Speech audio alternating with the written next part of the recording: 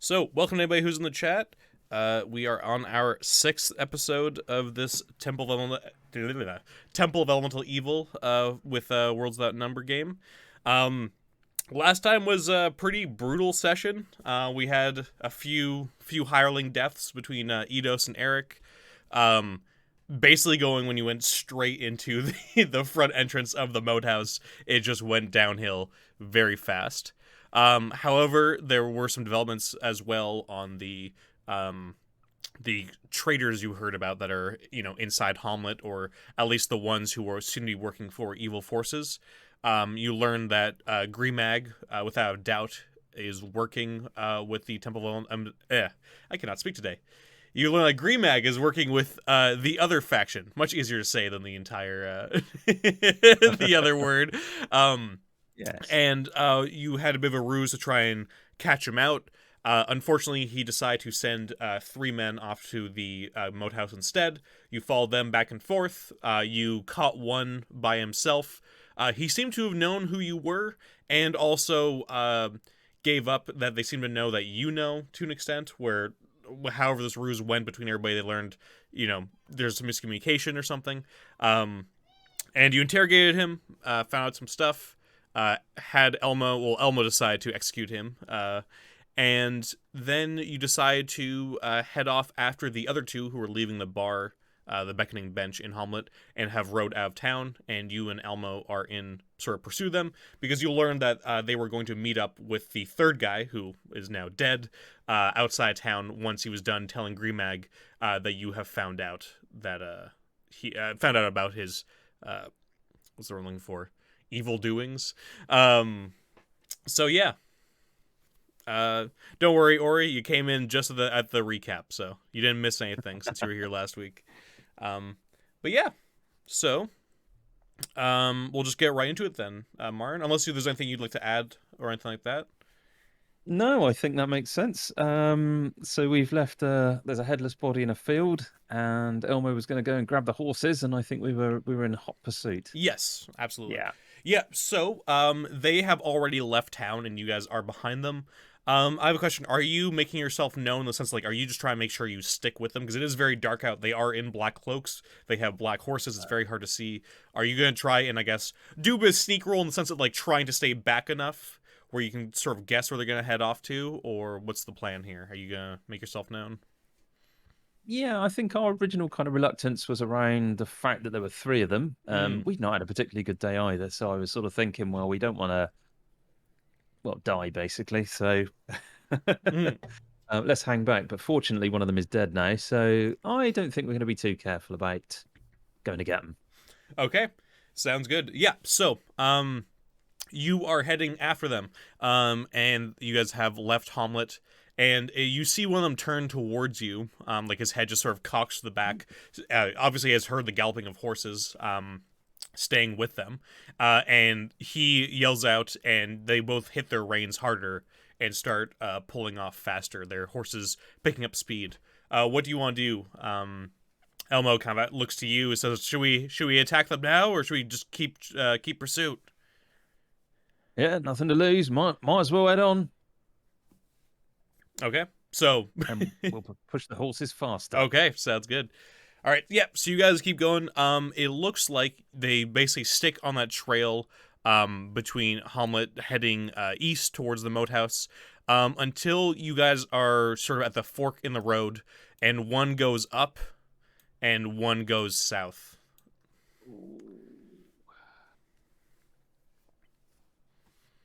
Come on, Elmo. We'll get the one to the north. Okay, so you both go for the one going north? Yeah. Okay, sounds good. Yeah, so you do that. You guys go left and go upwards, still in hot pursuit. It does seem like he started to slow down a little bit. It seems like his horses are getting tired or something. But then soon after, you feel an arrow kind of whiz by your head, and you see the guy who went right is now behind you guys. So what do you want to do now? We'll go into initiative here, actually. Yeah. Why didn't I think of that? I thought one of them's going to head to the moat house and the other one's going to head somewhere else. And we know where the moat house is, and we know that's not scary. Well, not that scary, so get the other one. But no. Oh no, Okay. it's going to be one of these days. So they're going first. The guy in front does not have a bow. But now that he sees his companion has joined him in this pursuit, he starts to pick up speed again. Sort of trying to stay ahead of you guys. But the guy behind you does have a bow. So he is going to fire it off. It looks like it's just a short bow. Where is short bow? There you go, small bow. And he fires it off at you.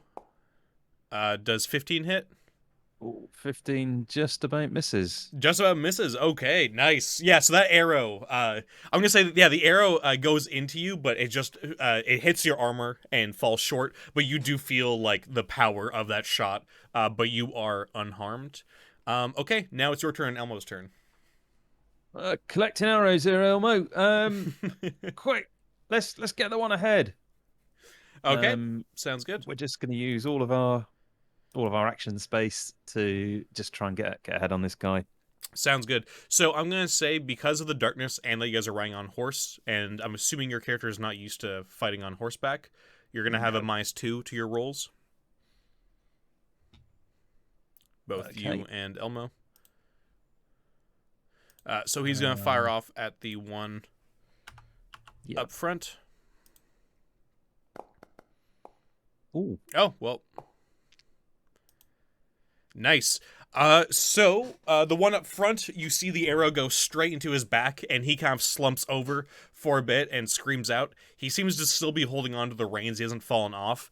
But this was a pretty big hit. It looks like it's probably pierced a lung or something. But he's still alive for now, but does not look like he will be for much longer.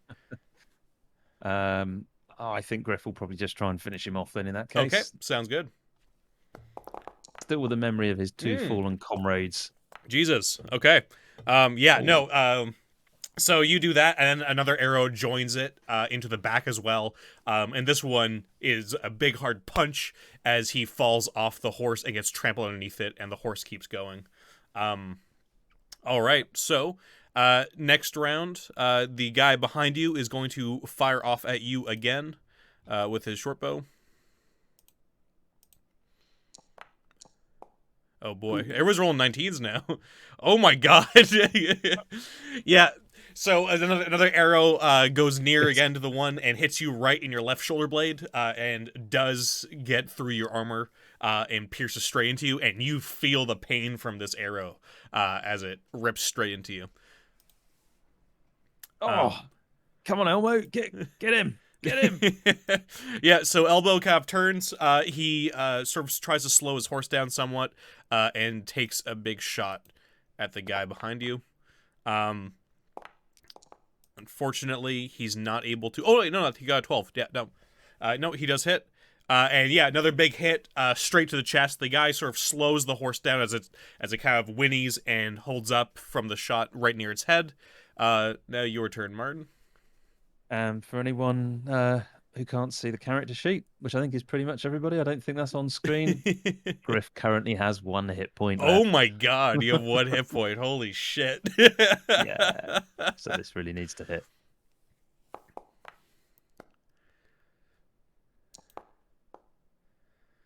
Okay, nice. Oh wait, do you have a +2 there? I think so. Where's that one? But you know what's fine because you got 12 anyway. Yeah. This gets him right in the eye socket, and he just slams backwards onto the ground dead. Oh, thank you, Tim. Tim provided 200 bits, which is a full heal. Thank you very much. So give yourself back full hit points, or you can hold on to it for 2 free rerolls. But we'll see here. I think we'll probably keep the hit points. Okay, sounds good. Yeah. So you guys kind of slow your horses down now that the two guys you were after are dead in the road. Elmo kind of looks to you, saying, "Well, what should we do now?" That was most unpleasant. Well, I'd very much like to take these guys back into town, and I think we should make a display of what happens if you cross people in Hommlet. What do you think? Three heads on sticks, just Hmm. outside of town. He says, I don't know I don't know how Rufus will feel about that kind of barbarism. Maybe we should check with him first before we do that kind of thing. But you're the Yeah, you're boss. You probably feel free to right. do it. Yeah, no, you're probably right. It's just been a rough bloody day. I mean, poor old Eric, poor old Eidos. Yeah, Yeah, he says, "Trust me, I would. There's nothing more I'd rather do than do that, but I'm worried we might have the opposite intended effect." And he yeah. kind of goes through the body up at like the front of you guys. Goes through it, just rips off that same chain, has the same symbol of like that eye with fire, and pockets that, and goes through their body. The guy in the front doesn't have anything. I'm assuming you're probably searching the guy in the back. Yeah. The guy in the back does have 12 silver pieces on him, and as well as that chain, with the eye on it, and you can just sort of rip that off as well. Um, but yeah, We got quite the collection of these things. yeah. Should we bring the bodies back, or do you think we should leave them here to Yeah. be? Okay, sounds You good. Yeah, know, I'm tempted to give these to Rufus, and we'll also search the horses just to see if there's anything in the saddlebags. yeah. There doesn't seem to be anything of real interest outside like rations and stuff. Usual thing. Cool. Are you taking the horses back with you? Yeah, may as well. I mean, Okay. if we can sell them to the horse trader for something Yeah, close to what he was going to try and sell one to us, it will be worthwhile. absolutely. All right. Yeah. So he just loads the bodies onto the back of the two horses that they came on. He takes the reins, and you guys sort of at a slower gallop now. Head back towards Hommlet. Um, he says, Wow. almost says, "Should we go try and wake Rufus now, or do you think we should wait for the morning?" Um. Oh, I don't know. It's one of those damned if you do, damned if you don't things. I mean, if something was to happen and we didn't tell him, I'm sure we'd be for it. So I think we should tell him. He says, "Good, fair enough." And you guys go back into Hamlet, and you guys head up onto towards the tower. When you guys get off, obviously the boys are still there with the horses. Elmo says, "There's no time to talk." He says to the guards, "Says just let us in," and sort of pushes past them, and you fall asleep. And soon after, one of the guards goes up to go get Rufus after Elmo's demand that you guys speak to them. And Rufus, outside of his office this time, comes down. Obviously, judging by his bedhead and his lack of uniform, he just got pulled out of his cot. He says, "What are you doing at this hour? Coming here? This better be good." Yeah. Well, looks like Greenmag's hired three thugs. We got two of them here. One of them's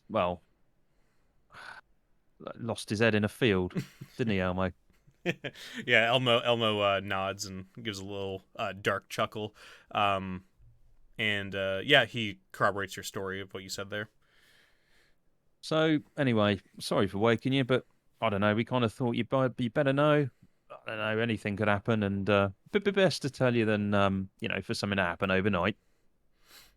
Yeah, and he goes past you to look out at the bodies on the horses, and he says, "Who were these guys?" Well, notice these symbols here, and he holds up this um medallion, Yeah, yeah, amulet, yeah. Medallion medallion. Let's works. go Yeah, for medallion. With a weird symbol on it. yeah. We found these cloaks in a Moathouse, and these chains, same symbol on these guys. Yeah, and he looks at them, and he looks back to you, then back to Elmo, and he says, "You said Grimag was in league with these gentlemen." Yeah. Well, I left him a note telling him to meet L at 8 o'clock at the Moathouse, and we were going to follow Greenmag just to see if he was corrupt or not. And he sent these three instead. Apparently, according to the now headless Wonder, yeah, Greenmag sort of clocked that this was a bit of a ruse and sent these three instead. Hmm. Yeah, and he stares back at you for a little bit, kind of assessing. He like sort of pokes through one of the bodies, just checking them. And he says, "Okay." And he goes over to his guards and says, "Send 5 men over to Greenmag's house. Bring him back here for questioning." And the way he says questioning, you don't think it's going to be very nice. He turns to you two, says, "Thank you for your help with this. Um, you guys can go off to bed now. I will. This might take a few hours with Grimag. I'll have to call in probably the torturer from out of town. They probably won't get here till tomorrow. But it might be a few days before we get any answers. But I'll come get you once we know anything new." Yeah. Did you get any luck in working out who the second one was? No, this is this is the most information we've gotten so far. Right. Picking through the town has been quite fruitless so far, but this might help shed some light on anybody else in town who might be working with such evil forces. He says, but in the meantime, if you wouldn't mind, you said the Moathouse. I'm assuming there's somebody there who is working with Grimag? I mean, if we didn't mention it before, in fact, what with all the comings and goings, I don't think I think that we did, but no, we think there's somebody called Lareth down there. Sorry, it's been a long week. Yes, Lareth, I remember now. I know. Yeah, very good looking apparently, but. Yes, he says, well, like I said to you last time, we don't really have many resources to spare to go out of town to defend it in case of this weird attack that we know is coming. So if you could, as soon as possible, maybe take a day to rest up and do whatever. You're looking a little worse for wear there after this this rough you've day. Had better days. Yeah, he says, perhaps you can go back there and start dealing with whatever's down there. Yeah. Well, we'll finish it off, I'm sure. Yeah, and he says, all right, this sounds good, and I'll send a messenger if we learn anything new from the Screamag once we do. Yeah. Well, we'll probably head out there, I don't know. Yeah, maybe tomorrow, day after, see how we get on, but... Sounds good. Yeah. So, you guys, he dismisses you, and you guys head off. So, what do you want to do here, Martin? Because... so Elmo's down to just sort of go off to bed right now and do whatever. Bari is off for another day or so looking for the poachers. And the others are just recuperating and just drinking off of whatever what's the word I'm looking for? Wages you've given them so far.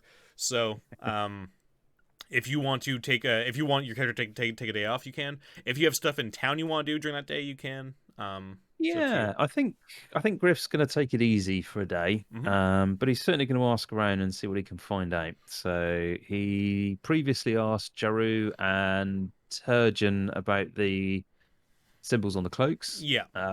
One of them thought it was some fire wizard stuff, and the other thought it was some temple faction. Yeah. So that's interesting. In fact, to tell you what he's going to do, he's going to take these two horses and he's going to head over to the trading post. Oh, perfect. Perfect, yeah. So, actually, grab the, Yeah, so the next day, you sort of take it easy, you're just gonna do some selling. I will find prices here. Alright, so... horses...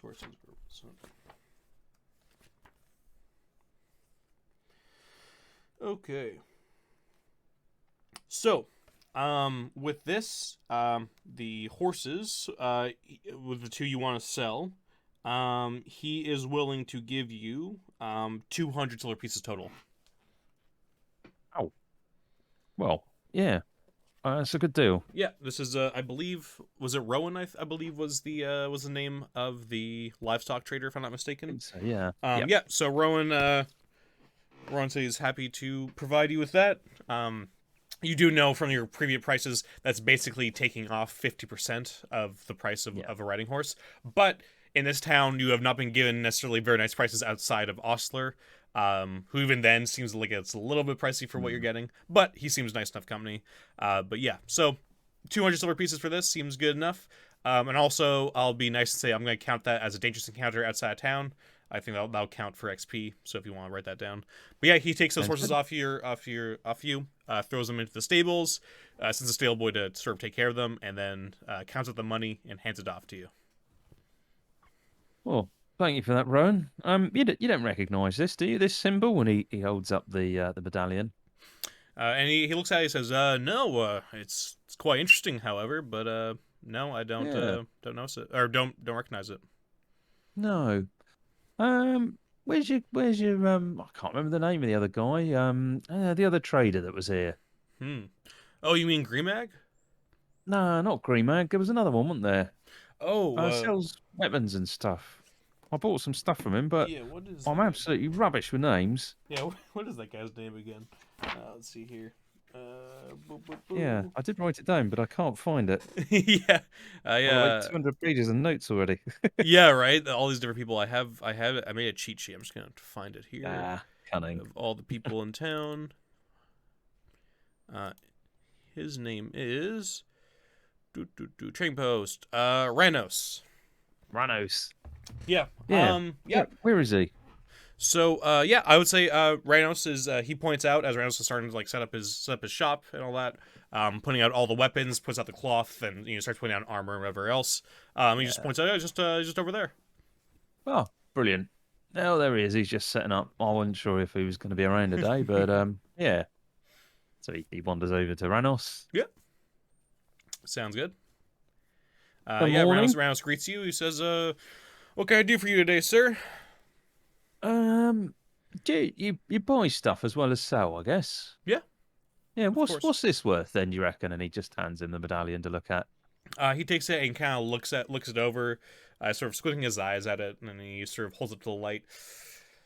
I don't know. I'd guess 20 silver pieces, maybe. The jeweler down the road might have a better price for you for these sort of things. I don't usually trade these kinds of baubles, but I mean, I'll take it off your hands if you want to sell it. I've got a few of them, but you reckon near is my best bet? I mean, trying to be able to give you a better price, but Yeah. Oh, I'll see. And you don't know where it came from. Well, I mean, I know where it came from, but I mean, you don't. It's a bit of an oddity. Looks like it might be I don't know, an antique or some such thing. yeah, he looks it over again and just goes, "No, I've got no No, clue what this is all about." fair enough. I'll ask nearer then. Okay, yep. So he just hands it back to you, and you head off Yeah. to Nira the jeweler. Nira, she seems happy to see you. She says, whenever I see you, I get some quite nice new jewelry." Well, yeah, I'm not sure I can help this time. I've got something. I know I'm really after some advice on it, but it didn't go too well last time, if I'm being honest. But I'm hopeful that the next foray into the Moathouse might yield some better results. But in the meantime, what do you think this is worth? And he hands over the medallion. Yeah, she looks it over, says, ooh, this is nice, good silver," and she holds up like that.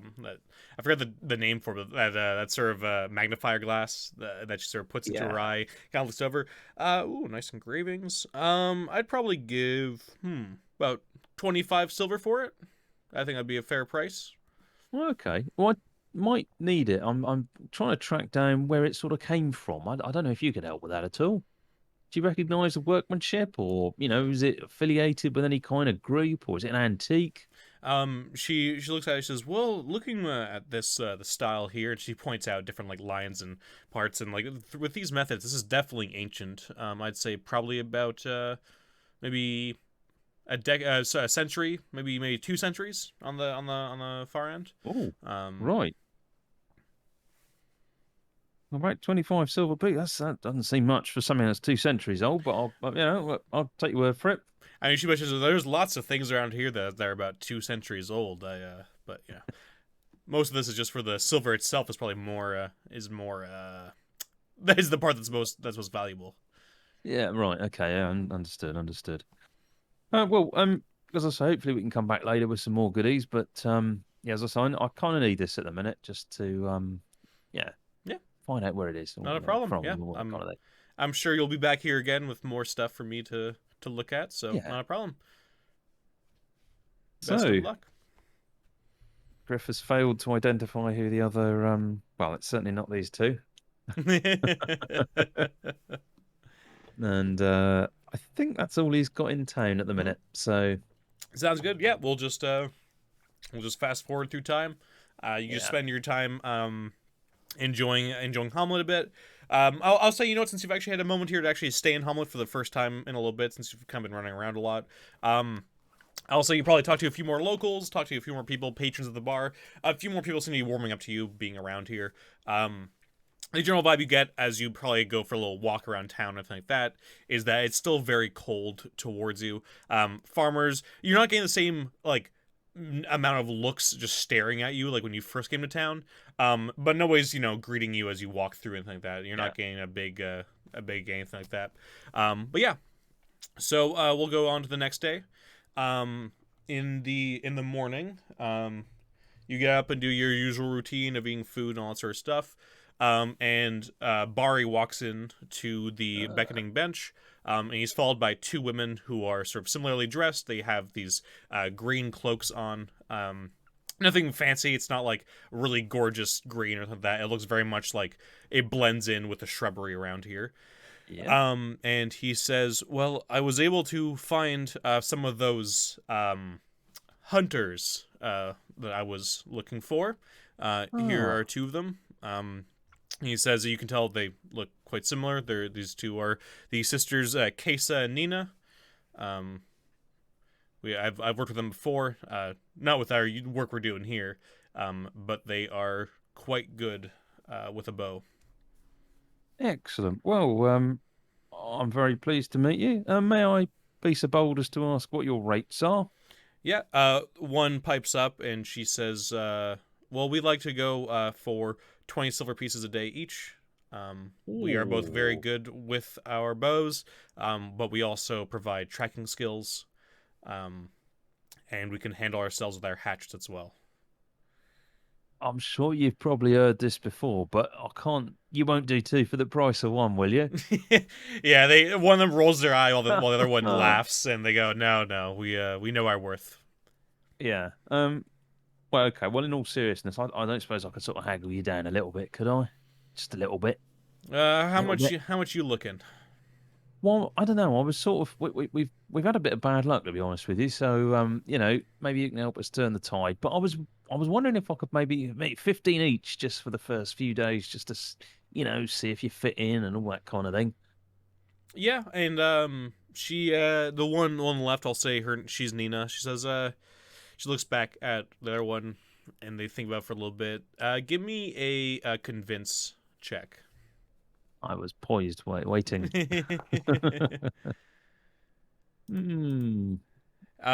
Yeah, they say, listen, our services are quite good. You're getting two bows, and we can track things even through a dungeon if you need us to. Our services are quite good, I assure you. And we won't die from the first hit we come across, nor will we be scared of anything you come across. Trust us, 20 silver pieces a pop is more than worth it. Well, that's good, I suppose. All right then. All right, you got your deal. Yeah, don't forget, Martin, you don't have to hire people you don't want to. Yeah, but if you no, I do. Yeah. All right, I'll just make them seen here in your owner. Yeah, we've got almost none of the original ones. Yeah, you got let's see, we got Elmo, Bari, Alan. Oh shit, you're right. Yeah, Elmo, Bari, and Alan are the ones left of like the original gang from 5 days ago. Yeah.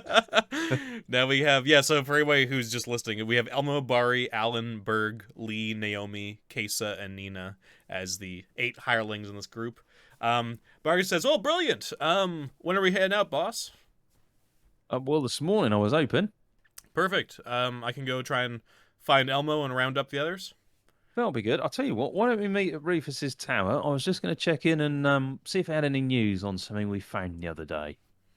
Absolutely. I'll go get the other ones, and I'll tell them to meet you there. Sounds good. And the two sisters say, "Do you want us to follow you, sir, if we're heading out today?" Well, I think it's wise if you go with Bari, you can catch up with Elmo. He's kind of the I don't know what do they call him? Kind of the leader of the gang, the man at arms, lieutenant, sergeant at arms. There we are. You'll do lieutenant. We'll go with that. Yeah. Yeah. Okay. Don't call him lieutenant. It sounds like it's more expensive than sergeant. So we'll go for sergeant at arms. All right. Oh, that's funny. Yeah. Yeah. They nod and they head off with Bari. Yeah. Okay. Yep. So you are you just making your way straight off to the tower? I think he's going to make a small detour via Turgeon Mm-hmm. and just see if Turgeon's got any holy water Okay. Yeah. How much does holy after water go Giroux's for? suggestion from last time. Yeah. How much does holy water go for? Let's see. I'm sure it's very expensive.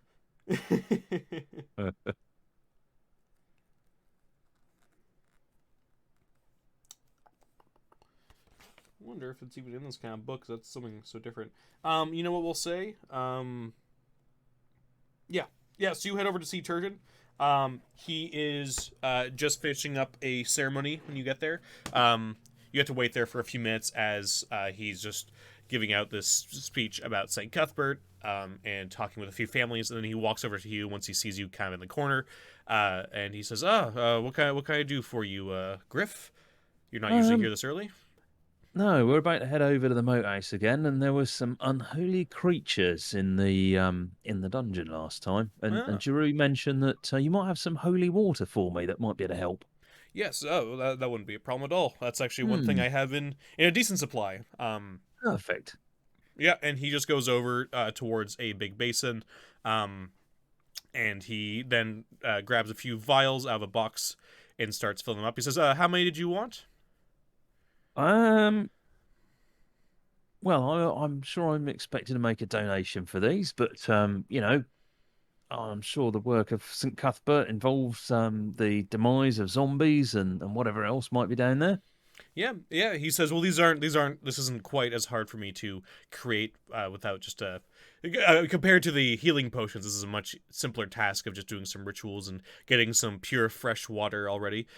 So it's only 25 silver pieces per bottle. But trust me, they do a very good job against any creature you might come up against that would Mm. turn against this."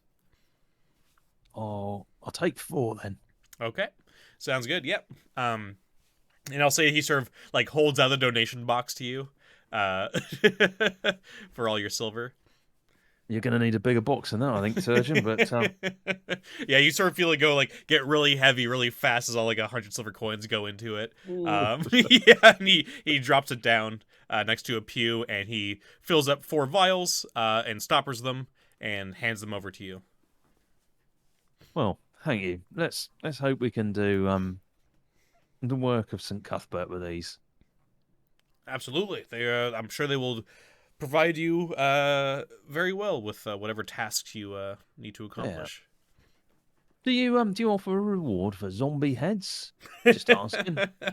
He says, "No, I don't, but I will give you my compliments for anything, any disgusting undead that you do destroy." Well, thank you.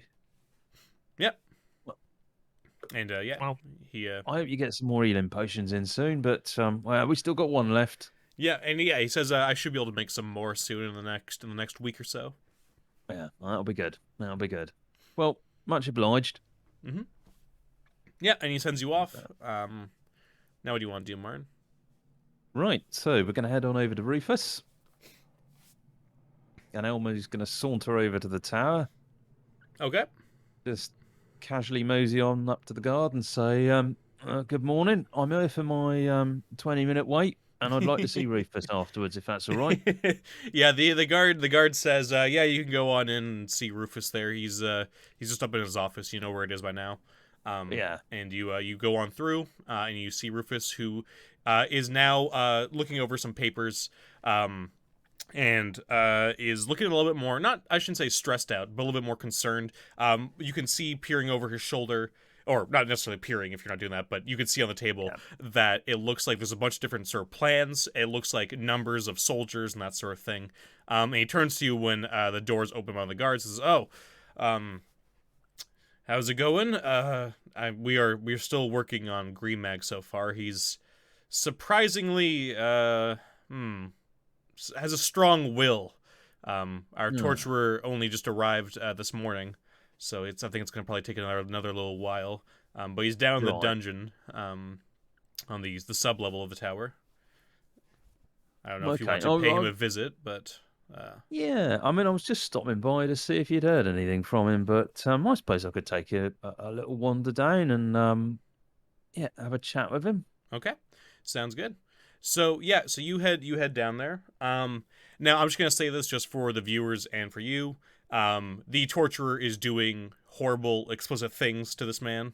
Really graphic, gruesome things. I'm not gonna go into detail on what those are. I'll leave that to everybody's imagination. But you hear screams coming from upstairs or from downstairs, all the while heading down there. And when you open up the door, or when the door, sorry, is opened up for you and unlocked, the torturer stops, and you see Green Mag is sort of classically chained up both at the legs, ankles, and at the wrists, and sort of being stretched over a board.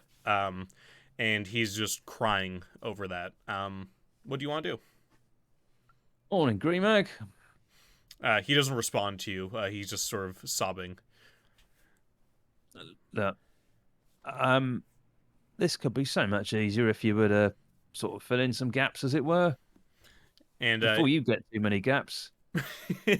and through his tears, he's just kind of like, "Fuck off! I'm not gonna say anything."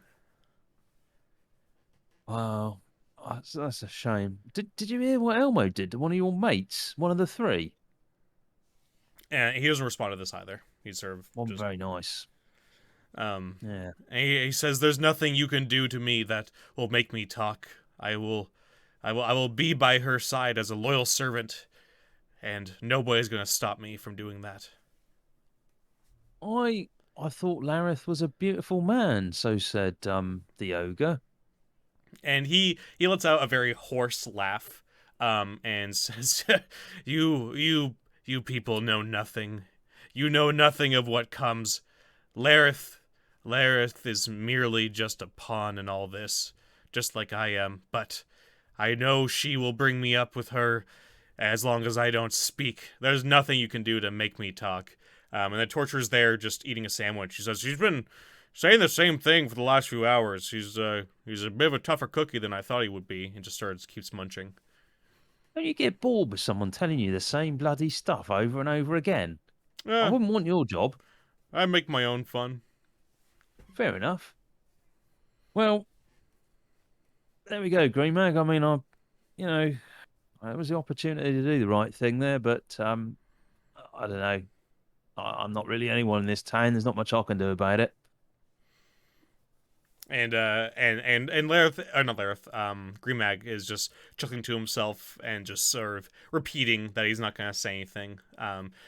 His mind hasn't, I would not say snapped, but he does sort of seem to be sort of going into both fits of laughter and crying, back and forth.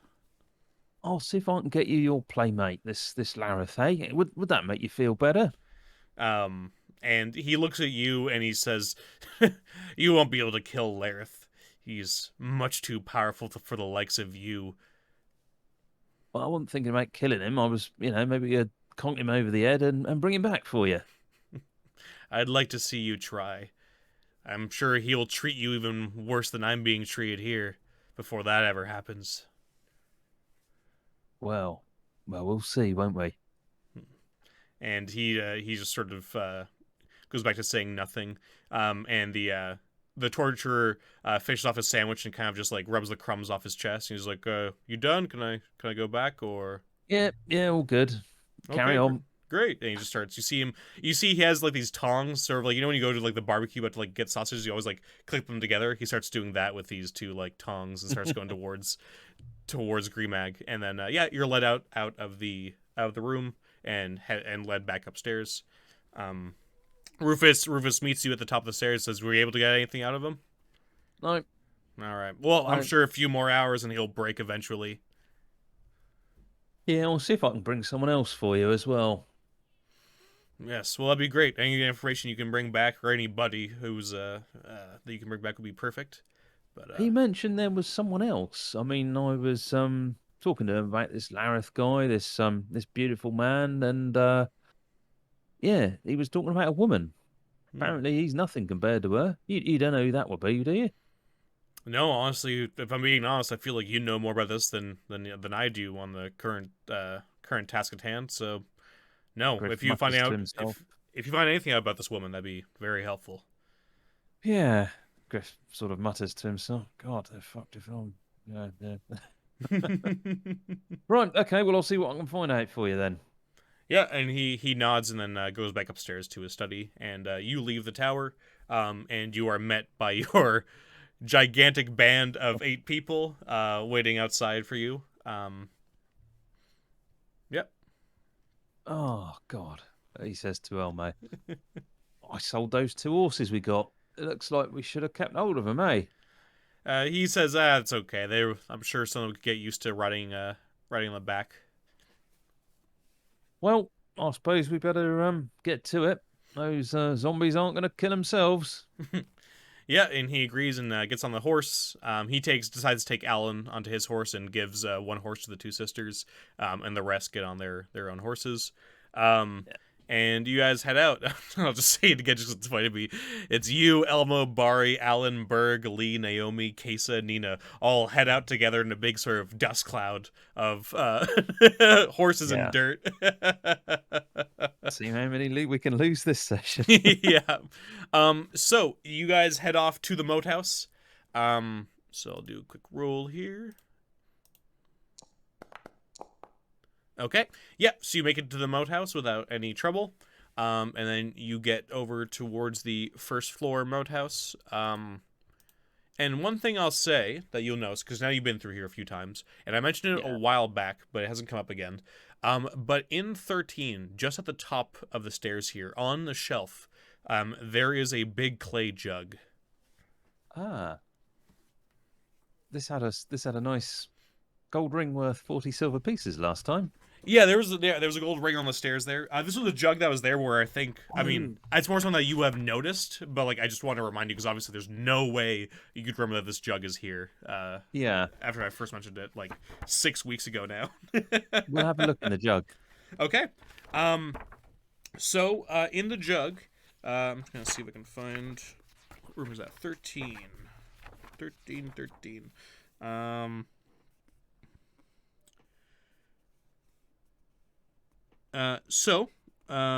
There is basically you grab the jug and you open it, and it is a massive jug of oil. It's 10 flasks worth of oil, flammable lamp oil. No, that's interesting. So, Griff's going to say to Elmo, I've got a bit of a plan here. I'm not massively keen on these zombies after the mess they made of us last time. How about you stand at the top of these stairs with an arrow lit ready to go? I'm going to make a pool of oil at the bottom of the stairs. I'll go down there, make a bit of a noise, see if I can attract any unwanted attention. See if we can lead it up the stairs and fire away on the old arrows. And then when you've lit the pool at the bottom, I'll pour a bit more down the stairs at the top. Hopefully it'll ignite and they'll all be covered in flames. Perfect. So just so we have an idea of how much you're using up. So there's 10 uses worth, we'll just say. How many uses are you going to be using for like the bottom pool? I have no idea how much one use of lamp oil is. So yeah, one use of lamp oil, basically just like 1 flask, basically of lamp oil, which is I believe about a d6 of damage. We'll just say d6 damage plus continuous fire. I will ramp it up with more oil. Obviously, it's not going to like necessarily explode and like crazy, but it will be extra fire going and raging quite a bit harder. So I think what we'll do. So Griff will deposit 2 flasks worth at the bottom of the stairs to create quite a pool. Leaving the stairs clean at the minute, and then he's going to get some people, get some attention. Hopefully they'll run through the thing at the bottom. Elmo can light it, and he's going to pour some oil down the stairs with the idea that will get lit as well from the oil that's already on fire, and it will also cause the things that are trying to climb the stairs to potentially slip back down again into the fiery pool. Okay. Whether it works out like that Sounds or not, good. I don't know, but yeah. All right. So you go down there and you pour down 2 uses of it. So you have 8 uses left in a big jug. And then you're going to go down into the Moathouse. Okay. It's over here. So are you going alone, or did you say you're going to go with people? Just alone. Now, obviously not to be caught out by what happened last time. He's going to take a really good look at the ceiling as he Yeah. goes, just to make sure there's no sort of Yeah. green ooze or anything like the drop down. I assumed you were gonna do that. Yeah. So Yeah, no, yeah. you you look for green slimes. There are none that you can see. It seems like you probably dealt with the ones that were there. And then you make your way down the steps. Did you want to sneak it all first, or are you just going straight in, just trying to get their attention like right Oh away? God, no! So he's going to be banging on the walls, going, "Oh, what's that? It smells like somebody's died down here." Sounds good.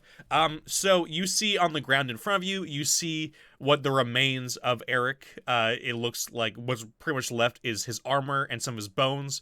But he's been totally ripped apart. And also there's just like a bunch of like a big blood stain on the ground where he was. And you start banging on everything and just making a lot of loud noise. So I'm just gonna see something here because you're being "Bring pretty out your loud. dead! Okay. Bring Yeah, out you're your dead!" dead. So yeah, so you do that.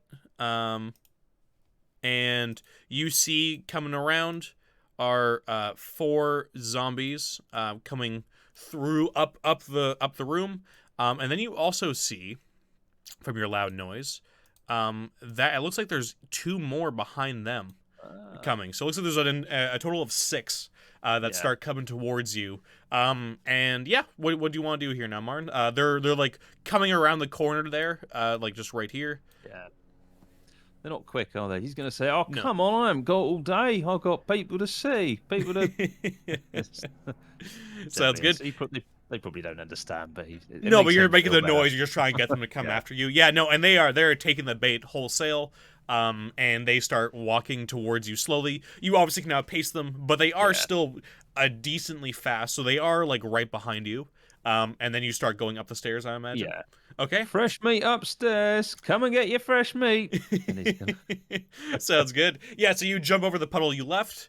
And when do you start pouring down the down more oil? So he's going to get to the top of the stairs.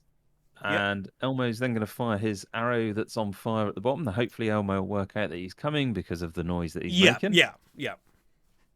And that was the code word. I'll get your fresh meat here. So hopefully, Elmo will light the wait for the zombies to sort of tread through and then light it because they probably won't go through if it's not. Yeah, and okay, yeah. So you do that, and as like the first 2, they almost go like side by side, like they're almost like a big jumble of them. All 6 start pushing their way through, just almost completely brainless, just heading for you. And the fire arrow hits the oil on the bottom, and it lights up, lighting up the first 2. And they keep walking forward, and so do the rest as they are just heading for you, all now on fire. So I am just going to Oh, if we're not careful, they might stick. And he's going to then pour a bit more oil down. Sounds good. Oh my god, there's some good dice on those guys. Ooh. All right, yeah. So a lot of them are getting burned up heavily, and like the fires are now raging. And also, the worst part is this acrid, disgusting smoke coming off of their brittle bodies as it lights up. And you are just getting all the smoke going up the stairs. It's extremely hard to see. You can barely see anything that's coming up towards you. You just see these shambling silhouettes in the smoke getting closer towards you as they're on fire. And people are starting to cough as I'm imagining like the group is kind of just around the stairs and back a little bit, and the smoke is just filling up this part of the room. So what are you doing now, Martin? Come on, Kesa. Come on, Nino. Time to show what you can shoot. Sounds good. Yeah. So Kesa and Nina fire off into them.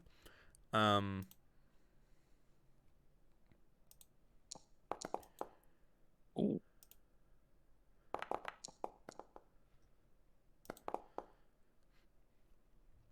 Okay, so they both hit.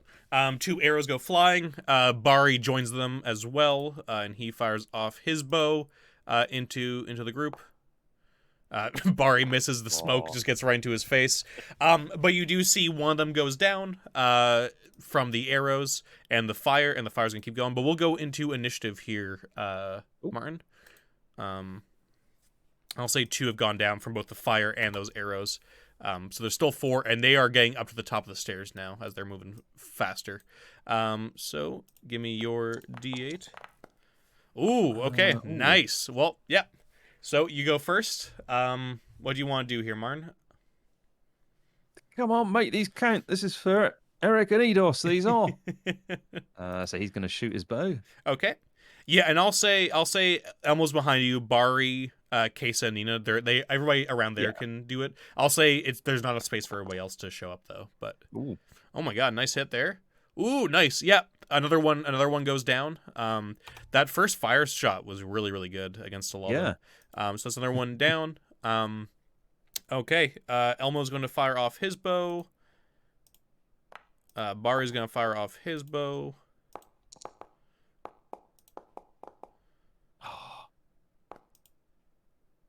That's Kesa. And that's Nina. Oh my god, these are some rough rolls. Let's see here. So Nina hits. Another one goes down from that big hit. Miss. Elmo does hit. Cool. And also that goes into that other one. Okay.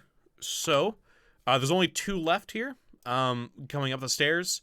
It'll be their turn. I'm gonna say one goes for you, one goes for Elmo. The other ones are kind of up on the stairs a little bit further back on the side. So this first one, where is he? What does that mean? Zombie. Yeah, so this one's on you. Misses.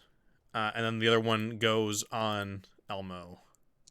Also misses. Yeah, nice. And also they are going to just take base damage because they are not trying to take it off or anything like that. They're just dumb zombies. Wow. Okay, they both die. They both burn alive as they're going for you. They can't even reach you as they both just turn into ash in front of your eyes and they collapse dead. All right, excellent. Good job, Martin. Is that all you got? You're walking barbecues. Yeah. Good stuff. Yeah. Well, everybody sort of backs off a bit as they're still smoking from both the oil burning up and these bodies. It is an absolutely ghastly smell. We're leaving these here. Nobody's even. I don't want anyone having a second thought about taking these back to Osler. Yeah, no more mystery meat. I don't want this on the menu. No.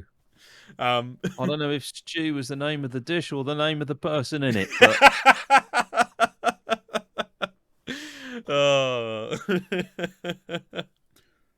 Right. Good stuff, Martin. That was very fun. Good way to solve. Does anything happen? There was a dice roll there. That. Yeah. No. You're all good. You're all good. You guys kind of just wait a little bit as the smoke does make it pretty hard to breathe. But after a while, it does dissipate as the oil burns up. And the smoldering zombies are basically just embers now. Their bones are kind of just the only thing that's left unscathed. Well, come on then, Elmo. We got a job to finish. We better put Eric back together and get him ready to take back. Yep. So you guys head back down into the Moathouse there. And you go over to grab the jugs as well. It looks like, unfortunately, Eidos' body was, they probably smelled the blood off him. And it looks like he's in a similar state as Eric. And his body's been pretty much ripped apart and gobbled up. And now it's mostly left is just his armor, his weapons, and the skeleton and bits of him. You guys are easily able to probably put both of them into the same big sack, considering how much is left of them. Yeah. Look, maybe someone can, I don't know, wrap some sort of cloth around them or something. Oh, I don't know. Make it look like there's more of them there than there actually is. Yep. Yeah. Yeah, they go over to, like you said, the broken stuff and all the crap that's everywhere. There's enough blankets here to kind of wrap up both Eric and Eidos separately. They still look obviously much smaller than you could possibly make the human look. But at least it covers over the gore and the horrifying sight of their completely anemic bodies. And they're just brought back upstairs along with the jugs and just attached to the horses in the courtyard. Are you leaving a bay with the horses, by the way, or is there a way Uh, coming down? I think we probably should. I I'm loath to leave Alan with the horses because he's clearly going to die. Um, I think we'll leave Berg and Lee there. Yep, sounds good. Yeah. Berg and Lee are happy to stay with the horses. I'll just put these guys over here for now, in case they come back down. Okay, yeah, so that's those guys. I'm just gonna grab these two. Are you staying down the dungeon? Are you gonna explore down the dungeons? Yeah, so Okay. I'm gonna say to Kesa and Nina, or you two, I want you to kind of stand about there, and he points to a place which is just a little bit further down the corridor. Yep. You keep your bows trained on that doorway there. Anything comes through, you give us a shout, right? And we're just gonna check out these cells here. Are you talking about the north doorway? No, I'm wanted them to sort of keep Oh, a the watch archway on there. I that. see what you're Yeah, saying. Yeah. Yep, not a yeah, problem. yeah. And we're gonna do these cell doors. Okay, sounds good. Yeah, so a few of the cell doors are open now. And I'll say Yeah. you and the group are easily able to sort of just go through them pretty quickly, as they seem to be holding the zombies for the most part. It looks like they are all sort of unlocked for the most part. Mm-hmm. Let's see here. Um. Okay. Let's see here. Actually. Okay, perfect. So you go through these different rooms, and you don't find much except for one thing. In the northernmost cell here, you see that there is a bit of loose brick in the back wall. Ooh. Well, Griff being Griff is just going to pull the brick out. There may be a trap there, but he's just curious, so he's just going to pull the brick out. Sounds good. So I don't know how to pronounce this gem, but it's a peridot or a peridot. It's a sort of almost kind of like sickly green gem, and it's worth 500 silver. Whoa. I thought you were going to say like 50 or something. No, it is a beautifully cut gem. It's obviously from the dust on it, very old. It probably belonged to a cellmate or a prisoner here from very long ago, who's probably long dead. Perhaps they were hoping to use it someday when they got out. Perhaps that day never came, but now it's yours. Yay! Well, that's all right then. Yeah, we'll have that. Right, come on then. We better search this room over here, and Okay. I can find. Where's Griff gone? Where are you, Griff? He's at the top of. Only. Oh. There you are. Oh yeah.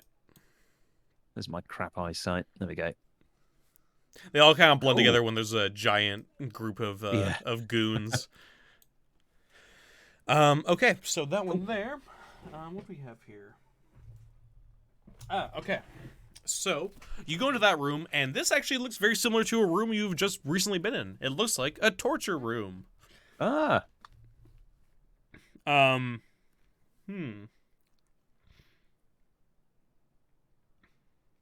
So, you can tell that this room is very old. But you're going around searching it, I imagine, sort of just, Griff has a keen eye for detail. And he notices that some of the skeletons in here, you don't see them on the map there, but there's a few skeleton bones here and there, are much fresher, and definitely some of these machines have been used semi-recently. Everything in here is definitely ancient and old, the cages, the racks, all that sort of stuff. Yeah.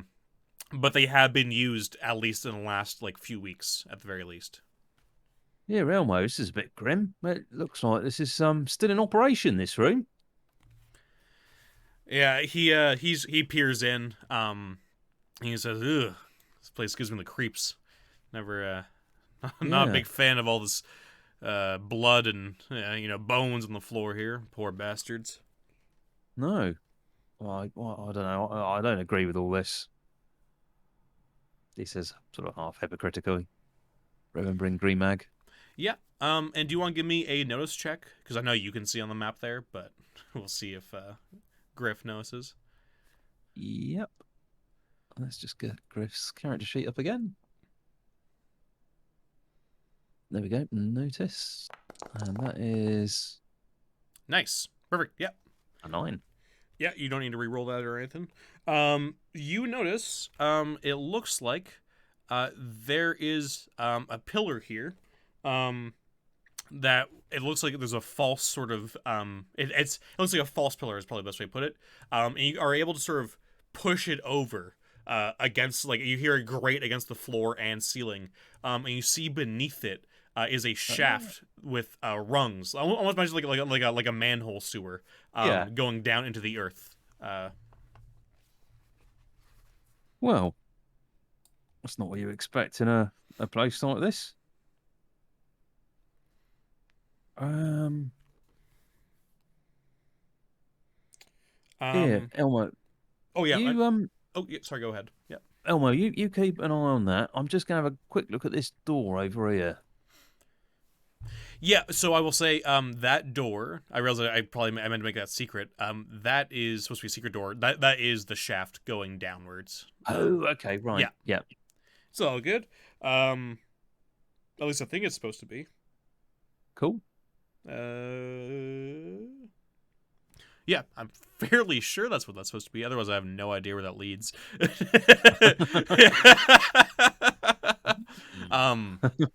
But yeah, no. One thing I'll say too is that you look at the rungs. You can tell that this is used with some frequency. This secret passage.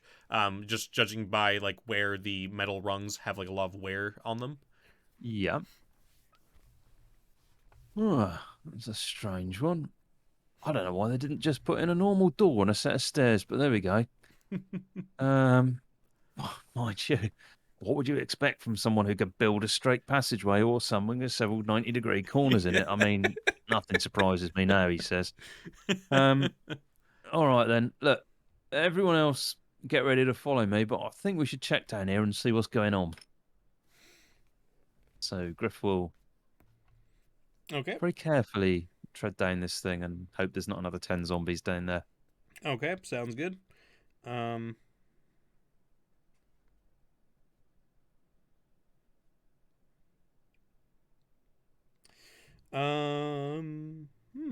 Okay. Okay.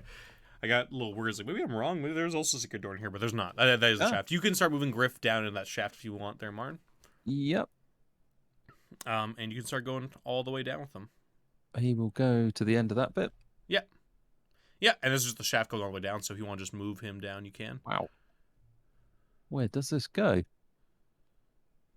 I think you'll see in a second where it goes. The scary room. Yep.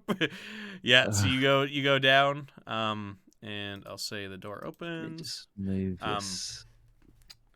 So.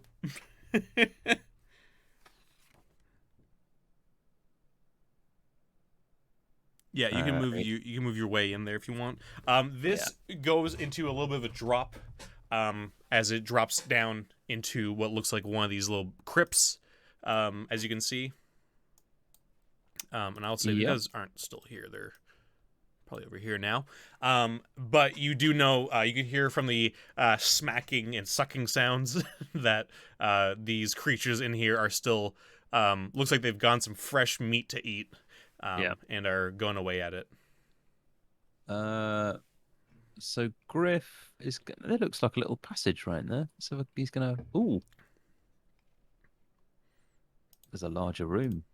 Yeah, sorry, I'm not sure. Yeah, you might want to move your character out. I'll move him out, as you can see there. Yeah, just make it a little easier there for you. Sorry. Yeah, it's all good. No, I thought there was a room there, but it's not. It's just dungeon. Yeah, it's just the way the shadows work. That's why I moved your character out just so you could see that much. But yeah. And you can see just south of you are those creatures, feasting on some fresh corpses. It looks like the corpses are gnolls. Ooh. So Griff is going to turn around, and hopefully he sees most of the party there, short of Berg and Lee. Yeah. Did you have them all? Did you tell them to all come down the shaft with you? Yeah, Okay, yeah, cool. very much Yeah, following so behind. I would say there's still most of them. I would say Elmo's down there with you. The rest are still in the shaft. It looks like there's not a lot of space in this crypt for all you guys to come down. Which I'll say probably the next person would be maybe Bari. Um, Yeah. realizes that, so he's sort of stopped the others up top, and they sort of like smacked them. They've all smacked the next one, so they all have just sort of stopped. They're all in this tunnel. They can jump down, but you're probably gonna need to make space and get out of this little corner here to make space for So, them. yeah, we're going to try and creep round here. Okay, Ah, you won't let me do. there you go. And just sort of hide in there. Yeah, Yeah. give me a sneak check.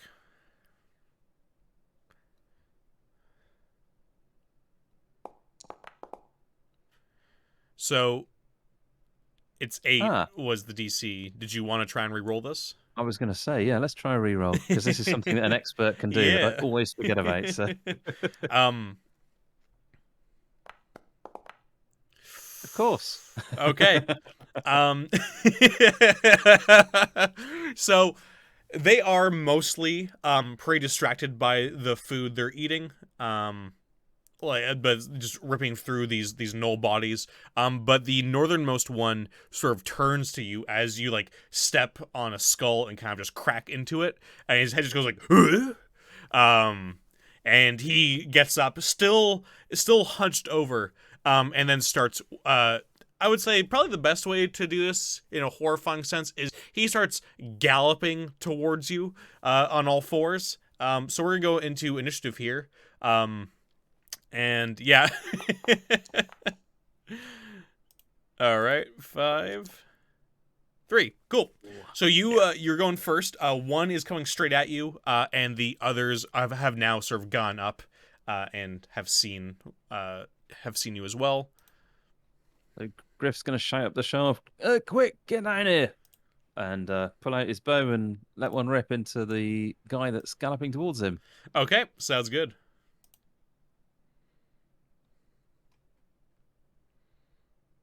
There we go.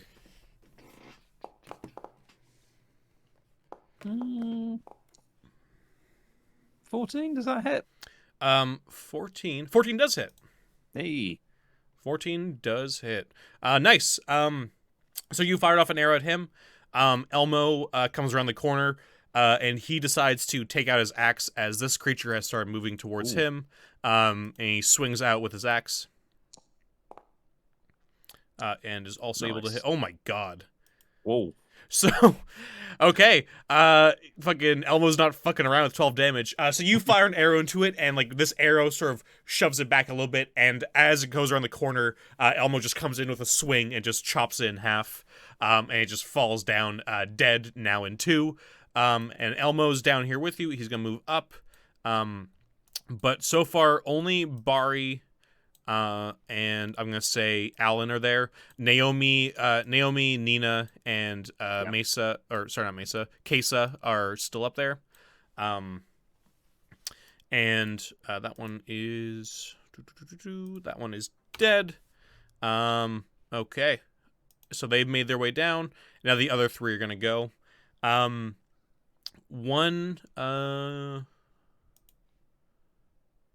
moves up. And there's others are there. Do you want to give me a mental save, Martin, as this one who's up front stares at you, and like you just feel this icy feeling just grip you across your body. Perfect. You're all good. Yeah, it has no effect. Yeah. And then the other 2, one's gonna go for you, and one goes for Elmo.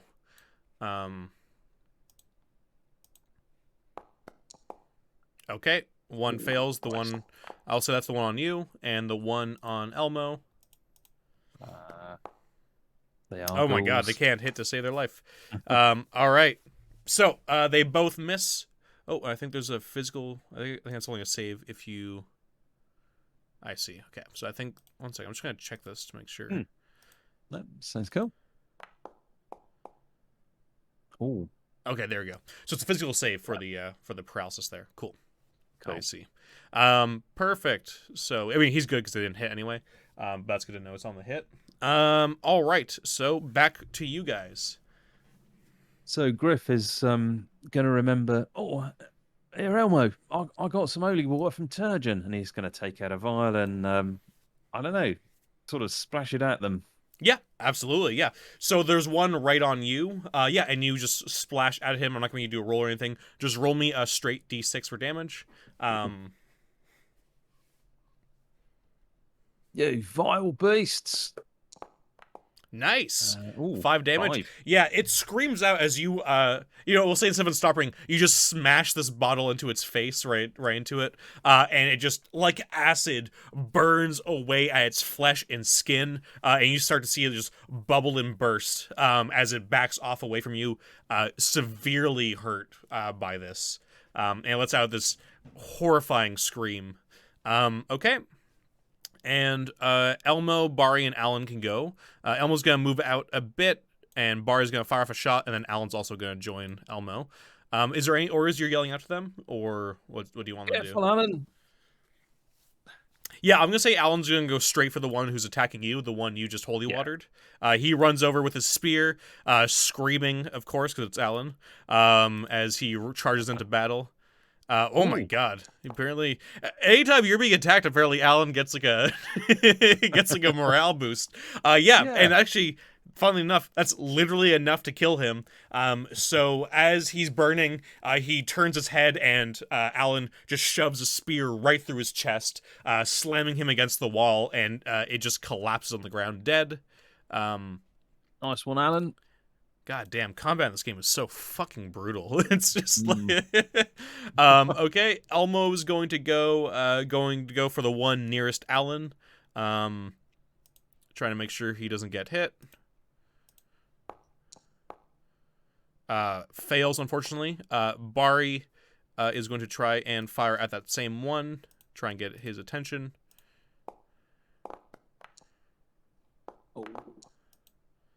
It's just under. Yeah, unfortunate. But yeah, so they both miss, unfortunately. But now on this term, Nina and Naomi drop down. I'll say Nina can fire off a shot because she can see one in this one turn.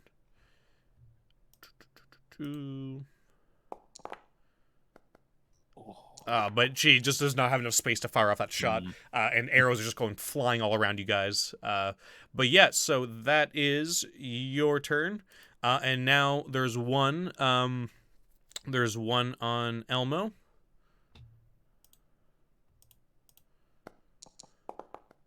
Not able to hit. And this is the one on Alan. Oh. I don't think that's gonna hit. Let's see here. Nope, does not hit. Alan jumps out of the way just in time as this thing just scratches and sparks off of the wall next to him. Okay, it's back to you. All right, let's finish these things. And Griff is going to... He's going to try and shoot one with his bow again. Okay. And misses. On the bright side, at least they're missing too. They're doing terrible, which is really, really good that that's happening for you guys. Yeah. Okay. So Elmo again is going for the one that's not on him, but the one that's on Alan. Trying to get in between the two of them. Oh my god. He's able to do a nice big hit there. Ooh, great hit. Doesn't kill him, but very much cleaves off a gigantic chunk of his torso. The thing almost falls apart completely. Alan spins around and tries to get a good spear jab into him. Nice. That's going to hit no matter what. He's dead. Alan kills another one, and it goes down. Fucking good job, Alan. Jesus. So that one's gone, and there's only one left. And that's the one that's on Elmo. So he's going to try and claw at Elmo. Oh, sorry. No, sorry. I fucked up my order. Bari and Nina are going to go. Yeah. Leave some for us, Alan.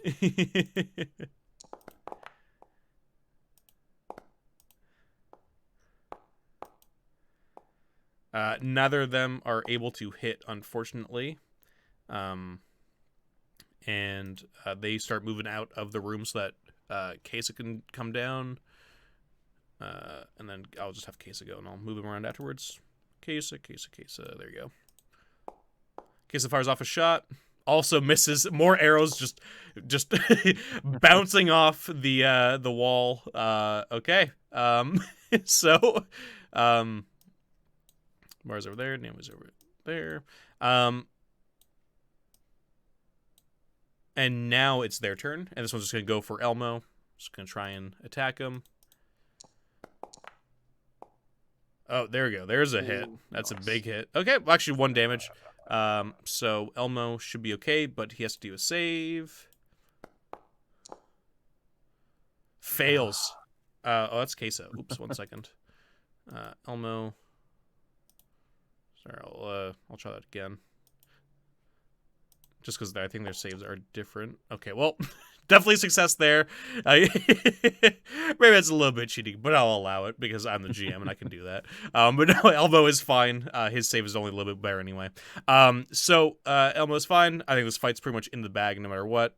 Yeah. It just does 1 damage to him. So he's back up full anyway. So he's at 13 health. Now it's your turn. What do you want to do, Martin? Right, let's get this unholy beast. And he's going to try an axe attack. No. Damn slippery things. Well, at least you do 1 shock damage to it. So you do a little bit. You chip off a little bit off of him. Could be worse. Okay, and then Elmo comes in. No. Does a lot more damage. And then we'll just have Alan see if he can do a little bit more damage before all the arrows are going to miss again. Alan has run out of luck, apparently.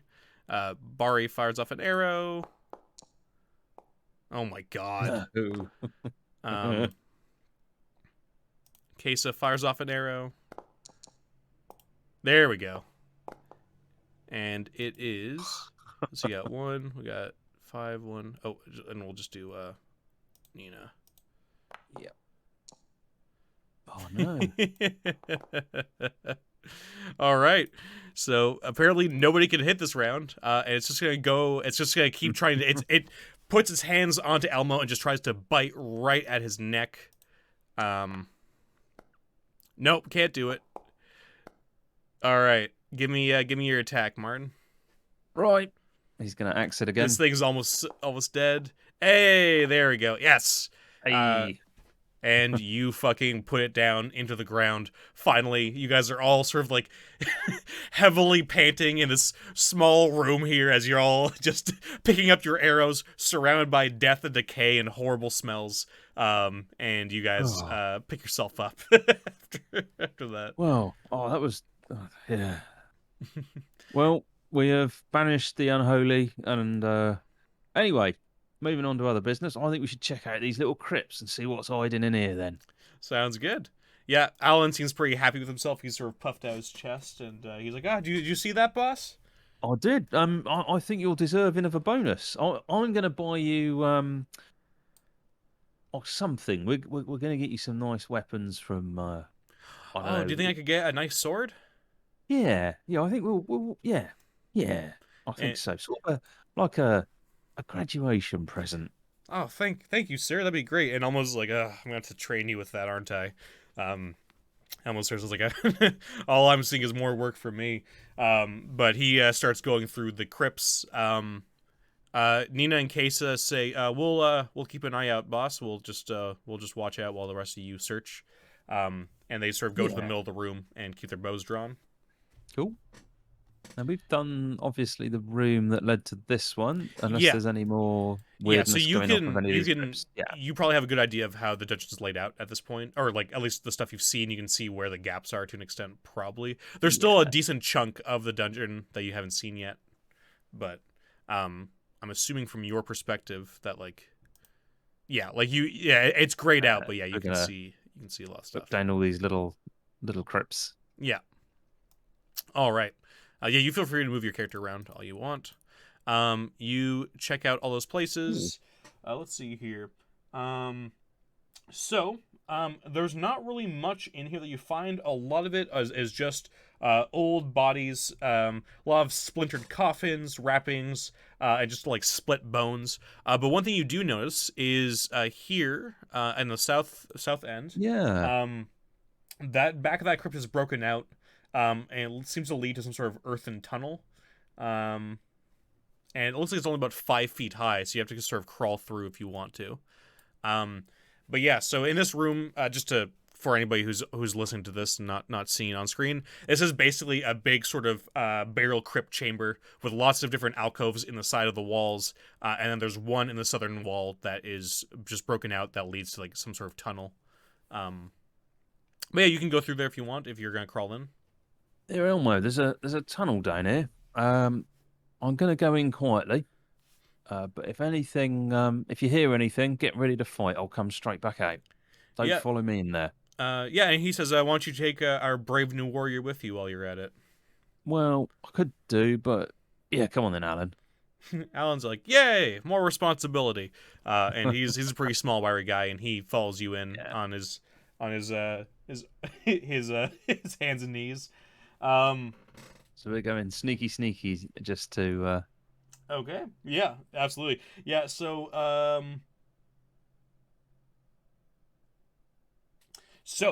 you go in, and you can see, um, that this looks like, at least from the smell, and when you get around, you see all the gore on the walls, the Right. intestines, the organs, everything else, um, all in this sort of big pile. It looks really cozy if you're a really fucked up creature. This is apparently the nest of the Oh, ghouls that you found here. Um, and yeah, you just sort of see this big mess of bodies, bones, armor, just old rusted trinkets and stuff, and just like a bunch of stuff all in a big pile here in this tunnel. I guess we're going to sort through some of this stuff and just see if we can find anything that's interesting. Mm-hmm. Sounds good. Um, Valuable trinkets, maybe, but yeah. How much time are you gonna take to like how many turns are you gonna take searching through this?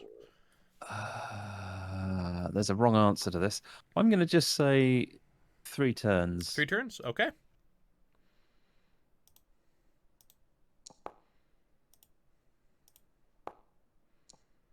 Mm, Okay.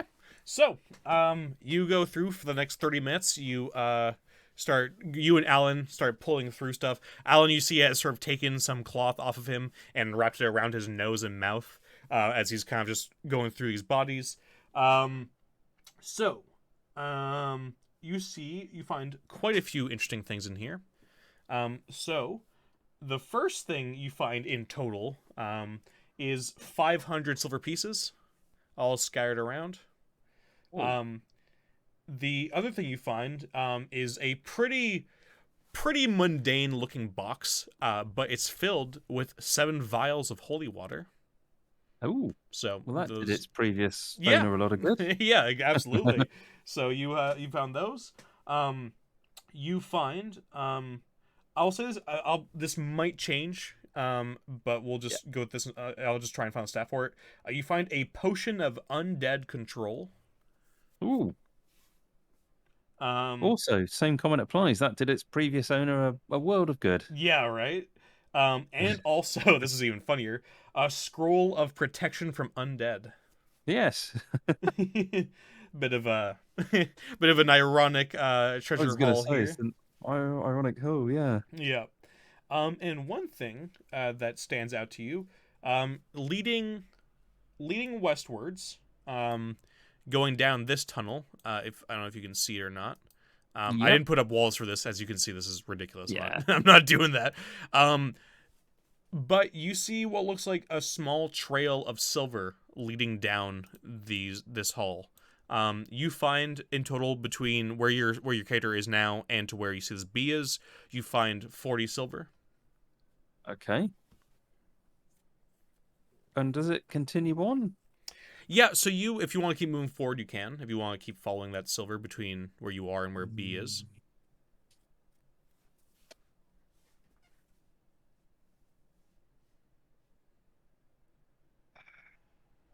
I think this smells of a trap.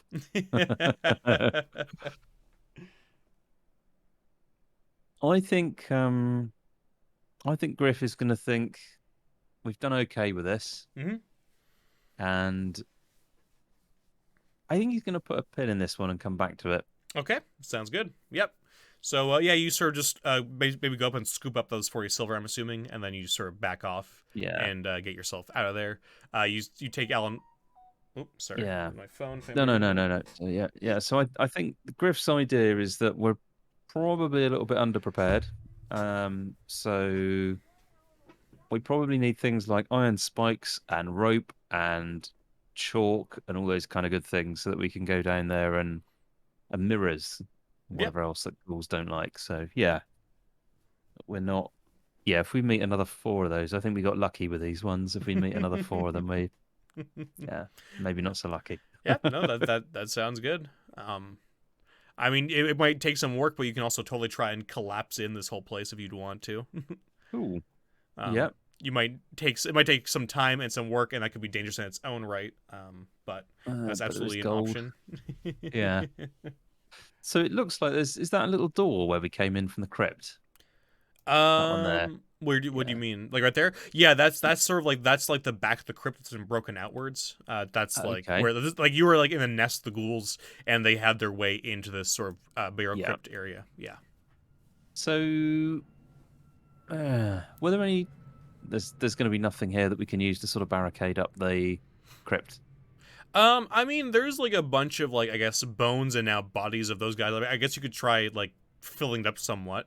It would slow anything Yeah. try and get out or be loud. But between all the coffins and everything else, yeah, there's not a whole lot that would like permanently seal Yeah. it. But I would say you'd probably be able to like at least inconvenience whoever might try and go through.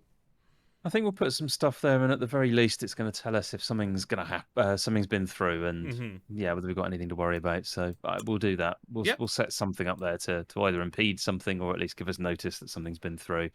Yep. Sounds good. Yeah. And yeah, so let's just scroll out. So we've come from there before. There we go. There we go. So we'll move over there. I'm sort of thinking. So there's a little bit up near the place that we came in that we've not explored. That's probably just a connecting room, Yeah, so maybe. there is Yeah. some stuff, yeah, that I'm mostly saying what you would be able to tell from the map and be able Yeah. to. There's stuff like around the ogre room that you haven't checked. Yeah. And then there's stuff to the east you haven't gone down. But those are stuff that you would like your character would know. Yeah. And you already look at the map can tell these things, so Yeah. Naomi, here's another scroll for you there. she takes One it for and she protection. looks it over. It's like, oh, perfect, thank you. This is great. I'll be able to use this for sure. Um, Yeah. hopefully, he does us some good with all these creepy ghosties and ghoulies we're meeting down here. Well, you never know. You get ready to read that out if we see any more. Of course, sir. And Griff is gonna lead the party down the tunnels. Okay. Yeah, and they follow along. So there is just one place we haven't been other than the bits at the top, I think. Which is down this strangely diagonal tunnel. Yeah, Oh, there's a scary die roll. it's all good. Don't worry about it. And we are gonna so we're heading into an area we don't know anything about, we've not Yeah. heard, so we're gonna so Griff's gonna do his normal thing where he's gonna be quite careful, listening to what's going on, hmm keeping a good lookout. Bit of a smell, Yeah. any fires, any strange creatures that have, gonna give a pong, like a wet knoll Sounds sort of good. thing. Yeah, sounds good. Just like a wet dog or a wet cat will. And that looks like a door. Is that a door? That is a door. Yes. Yeah. Yeah. So Griff's gonna put his ear to the door. hmm Yeah. Give me a nose check. And have a good listen. Okay. Nice. Good. Good roll. Um. So you don't hear anything like so. This door is pretty old, and it looks like, judging by the bottom door jam or bottom jam there, it looks like it's been sort of over time kind of broken away somewhat. So there's actually quite a bit of a gap, so you can actually hear quite well. Hmm. There's a hallway that there seems to be a hallway on the other side of this door. You don't really hear anything from that, but you do hear from probably like a connecting room what sounds like at first like some human laughter, like just a burst of like a few men sort of laughing at something, and then Oh. outside that you hear maybe like a few muffled voices here and there, but that's about it for that. So Griff will turn around to the party and put his finger to his lips, and he's going to open the door Yep, very carefully. yep. Feel free to open that door. So you can see here in this hallway there is one door northward. Um, And this hallway seems to be a passage that keeps on going to the right, um, off into darkness. I'm assuming either you or if anybody's near you, like Elmo, they have a torch out so you can sort of see, but it looks like the hallway keeps going to the east for a long while. So this door to the north, does it open inwards or outwards? Can we tell? It looks like it opens inwards. Bugger. Okay. And if Griff puts his ear to this door, is this the one with the noises, the human laughter? Yeah. I mean, from what you can tell, it sounds like, yeah, if you want to give me a nose check, you Yeah. can. And the other thing he's after is to try and work out how many people might be in there. It's difficult to tell, but Do you want me oh, to roll that? yeah, I think so. It can't really be much worse than a 5. Nice. Okay, another good Oh, roll yep. with that reroll. So you can't tell how many people are in here. But it does sound like at least a decent amount. What you can tell is that there's at least 2 people near the door. Judging by like the clanking of armor, of somebody sort of maybe brushing up against a wall or just moving or readjusting their armor. It sounds like somebody's just like on the other side of the door. Um, but you, from the different voices, it sounds like there's quite a few more up the hallway. But you can't really make out how many people are here in this room. Mm. So Griff is thinking we could do with some sort of ruse or trap here. That's what he's thinking. Oh yeah. Uh, it's a shame we've still got some black cloaks. Mm-hmm. So Griff is going to very quietly hand round the black cloaks. He's going to put one on and signal to everybody else that they should do the same. Yep, yep. I'll say you probably grabbed some more while you came in for case Nina for this sort of thing because they were in that room at the beginning area. So you guys all grab the cloaks and you put them on, and put the hoods over your heads to sort of cover them somewhat. And Griff is going to knock on the door. Yep. So you knock on the door, and the door sort of opens up a bit. You can see like there's that chain, the like, sort of the chain lock, and a man looks through, sees you hooded, wearing that hood with that symbol on it. And he says, "Who are you? You one of the new recruits?" Yeah. We just made it past the ghouls. Hmm. So you made it past the ghouls, huh? Yeah. That wasn't what we were told. I And was going to be extra for that. yeah, and he's looking at you, and he sort of has this like expectant look as he kind of just stares at you. Are you going to let us in then? It's been hell out there. And he looks at you again, and he says, "Hmm, is that it?" Oh, look, after what we've been through, do you expect me to remember a password? and and he says, "Either you're really stupid or you're intruders. Either way, we don't need your kind. Boys, get over here." Shit. So we'll go into initiative here. The old I've had a bad day routine did not work on these. No, surprisingly, oh boy. Oh no, we're dead.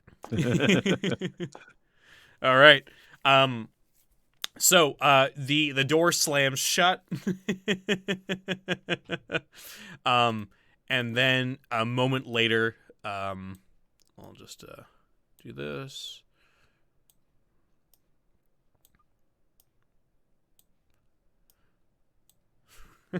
God. Okay. The door slams shut, and then a moment later, it swings open, and you can see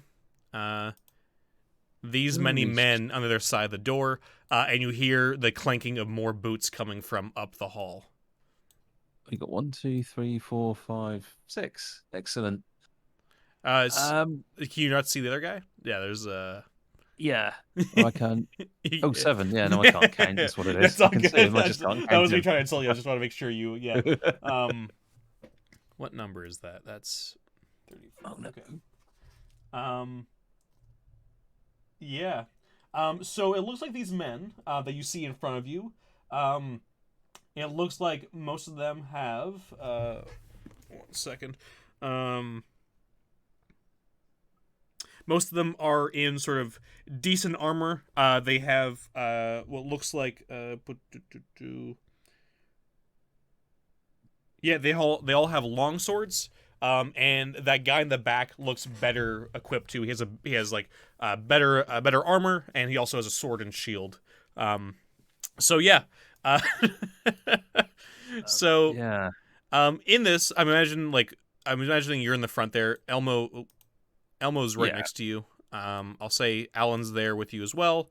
And Kesa, Nina, and Bari were just sort of like up the hall a little bit. And so where's Naomi? Naomi should be here too. Yeah, Naomi's there as well. Yeah, Naomi's just sort of like a little bit in the back. I think she has 1 healing scroll left in case you need it. So it's not that I was interested in. She's got a scroll of web, if I remember correctly now. Yes, she does. Yeah. Yes. And also on the bright side, this is a little bit of a bottleneck, so they're not in a great position here to attack you. But the 3 in the front come in swinging. Let's see here. And how much? Okay, it's dependent. Yeah. So I'm just gonna have this one's going to be on you. The second one's gonna be on Elmo, and the third one's gonna be on Alan. Okay. So it looks like Alan came out unscathed. It bounced off. But Jesus Christ. Elmo took 7 damage and you took 5. Ouch. Elmo's looking like he's in rough shape. He's still at half health there. Yep. But he's not looking too hot. I was going to say that first one only hit AC 11, didn't he? Oh, did it only hit AC 11? Oh, my bad. Yeah. No, you're good. Sorry, I thought that. Sorry, I must have seen Elmo's and thought that was the same one. Yeah, my bad. Yeah, no, you're good. You and Alan are good. Elmo took a big slash across the chest with that sword. Yeah. Shit. So the other 3 are gonna move up afterwards. Right now they're trying to sort of like shove you back so they can make space for more of them to come in. The lieutenant's barking out orders, and like I said, you can hear more footsteps coming from down the hall. Or, I guess I should say, up the hall. Yep. What do you want to do, Martin? Naomi, you know that scroll of web? Quick, through the door. Okay. See if you can get them all. Sounds good. So Naomi sort of pushes past. And let me just see here real quick. I actually wrote down. Web. Range 10 feet. Web conjures a many-layered mass of strong, sticky threads, blocking a 10-foot cube area. Entanglement creatures caught within the web become entangled among the gluey fibers. Entangled creatures can't move, but can break free depending on their strength. Flammable. Strands of the web are flammable and can be destroyed by fire in 2 rounds. Breaking free depends on strength. Oh, wow. This is a really good spell. Yes. Normal human ranged creature can break free in 2d4 turns. The creature can break free in 4 rounds if they're really strong, and if they're strong, they can break it. Okay, so this is like really, really strong. Yeah, so she burns that up. She pushes past the archers, and she reads it out, and you sort of see the scroll start to have like spiders start to come off of the page and start going all around onto her arms, and she screams out, and then as the spell ends, they disappear into a puff of smoke, and the entire entrance here just gets caught in this gooey web explosion, catching all of them in it, and they sort of scream out, and they're all stuck in different positions. Some of them have their swords up in the air, others are sort of hunkered down, but all of them, except for the lieutenant, get caught. Cool. Nice one, Naomi. Right. Anyone with a bow, you know what to do. I'm going to sort Elmo out, and Griff is going to stuff a healing potion into Elmo. Okay, yep. You want to give me? You want to just roll for the heal there, and I'll have the other guys fire their arrows. Alan gets out of the way, so does Elmo. Do you want them to attack first and then get out of the way, or what? How do you want? If they can hit them without getting stuck in the web themselves, then yeah. Yeah. I'll say Alan. They both have big weapons. I'll say Alan can, and Elmo can fire off an arrow. So Alan stabs with his spear into one guy in the front. No,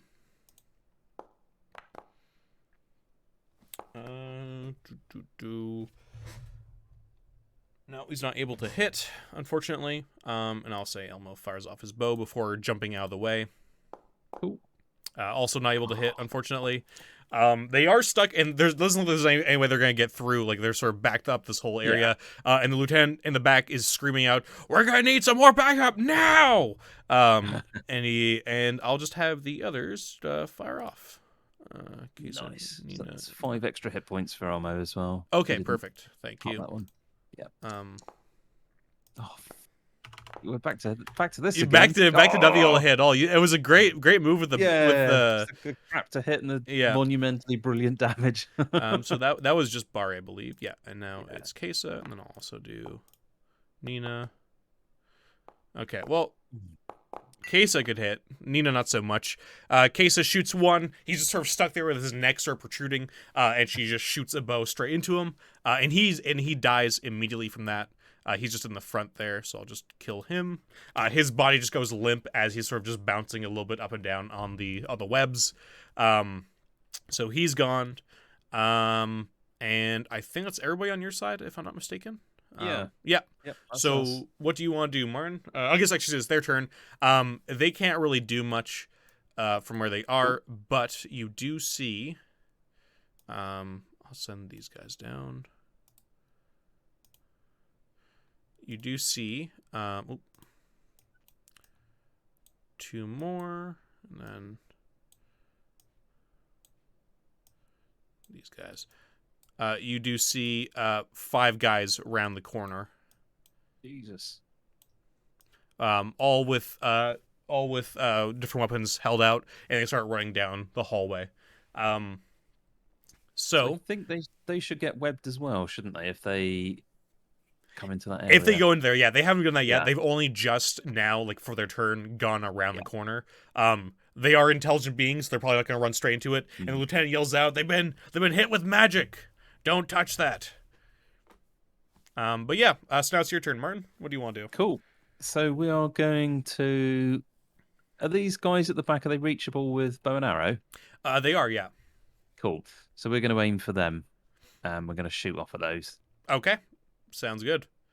So Griff is going to have a go with his bow. Yep. So I'll just have Elmo, Bari, Kesa, and Nina.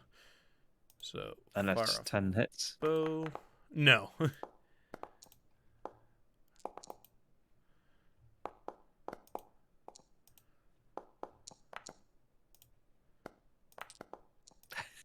Oh my god!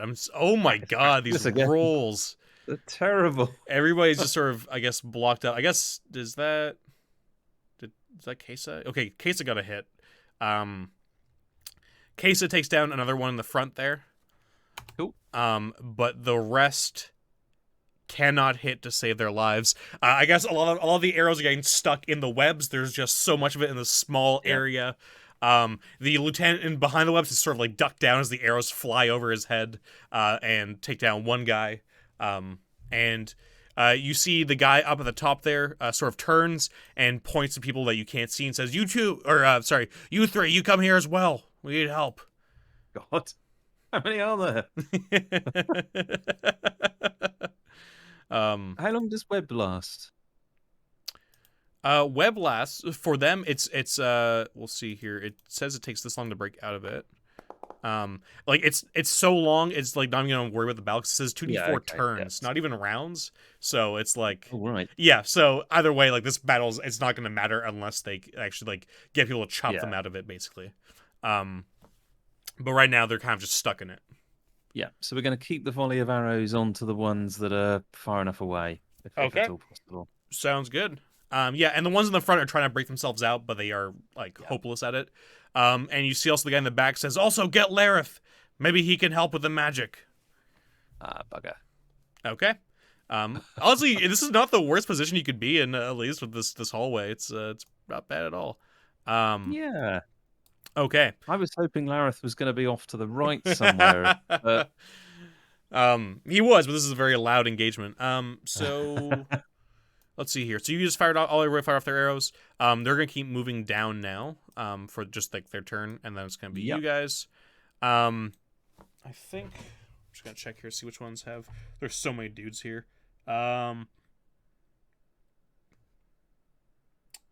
Okay, so those two have. Okay, cool.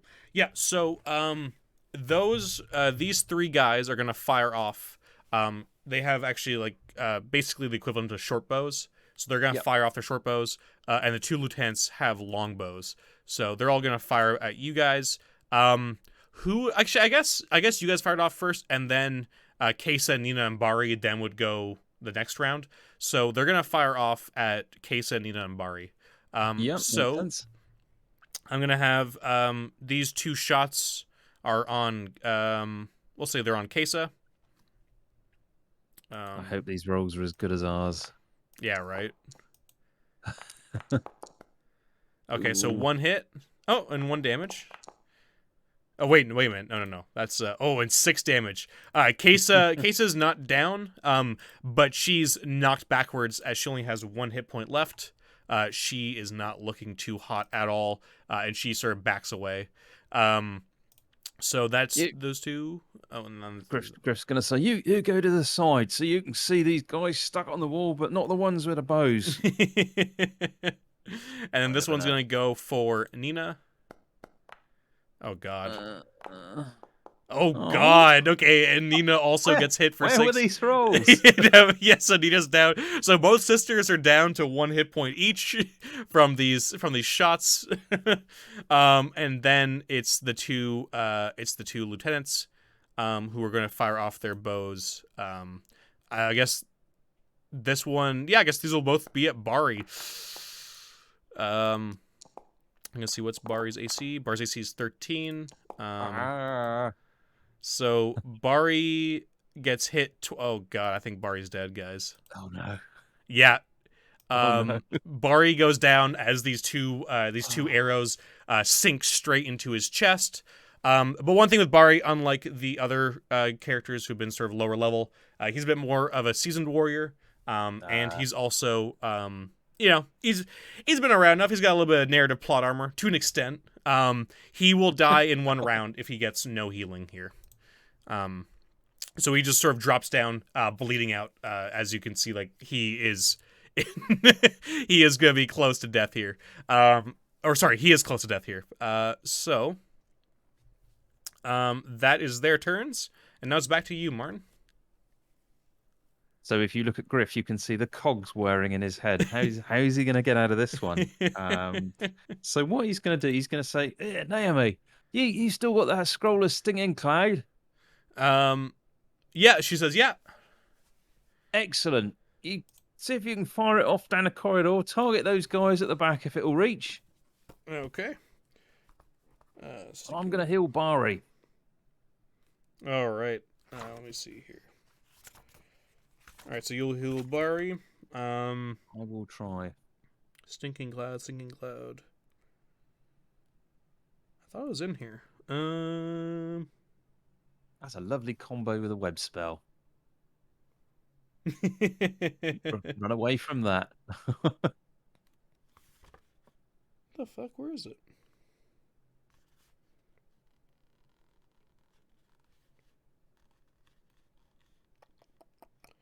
Oh, weird. I thought it was in here. 1 second. I...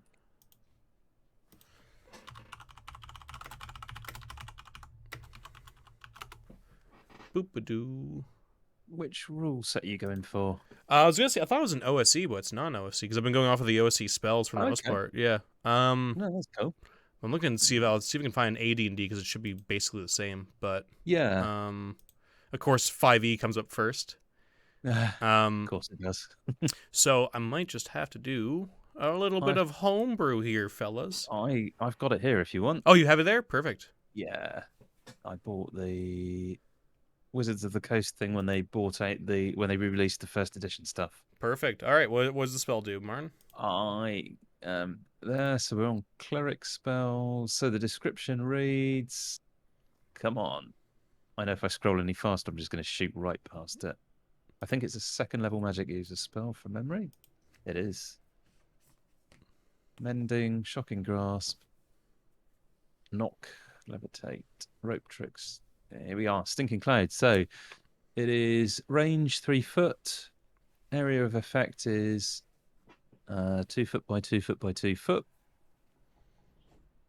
So it's a 3 foot range or 30 foot. It actually says 3 inches, but that can't be right either. Does that mean just like that might mean like it's right next to you? So it says, let me read it. When a stinking cloud is cast, the magic user causes a billowing mass of nauseous vapors to come into being, up to 3 foot distant from his or her position. I'll screenshot it and send it in a minute. Okay. Any creature caught within the cloud must save versus poison or be helpless due to nausea from 2 to 5 rounds, d4 plus 1. Those which make successful saving throws are helpless only for as long as they remain within the cloud. Okay. And for the round after they emerge because of its irritating effects. Let me screenshot it. Screenshot that for me. But no, honestly, I'm gonna homebrew it here. I think D4 plus 1. Okay, cool. Already there first. So 3 rounds. Oh, you got it. Cool. Yeah, and you can just if you want a screenshot and send it to me there, you can. I do know Stinking Clouds, there's different versions where you can actually cast it away from you, which I think is more interesting for this, so I'm going to allow that. And then I'll make saves. Did you post anywhere? Oh, you posted there. Okay, I've just put it in there, yeah. Perfect. Yeah, interesting. So let's see here. Awesome. That's great. So you're doing it on the 2 lieutenants and the 3 guys up at the front or up at the back there? Yeah. Okay. So I guess I'll have them all do it. I'll have the 2 lieutenants do their saves first. I guess that would be physical would be my guess for saves. So we're gonna go with that. Because it's evasion, mental, physical, and luck. Okay, that's 2 failures. So for the next 3 rounds, the 2 lieutenants are totally helpless while they're stuck in this cloud. And then I will have the 3 militia guys there do it.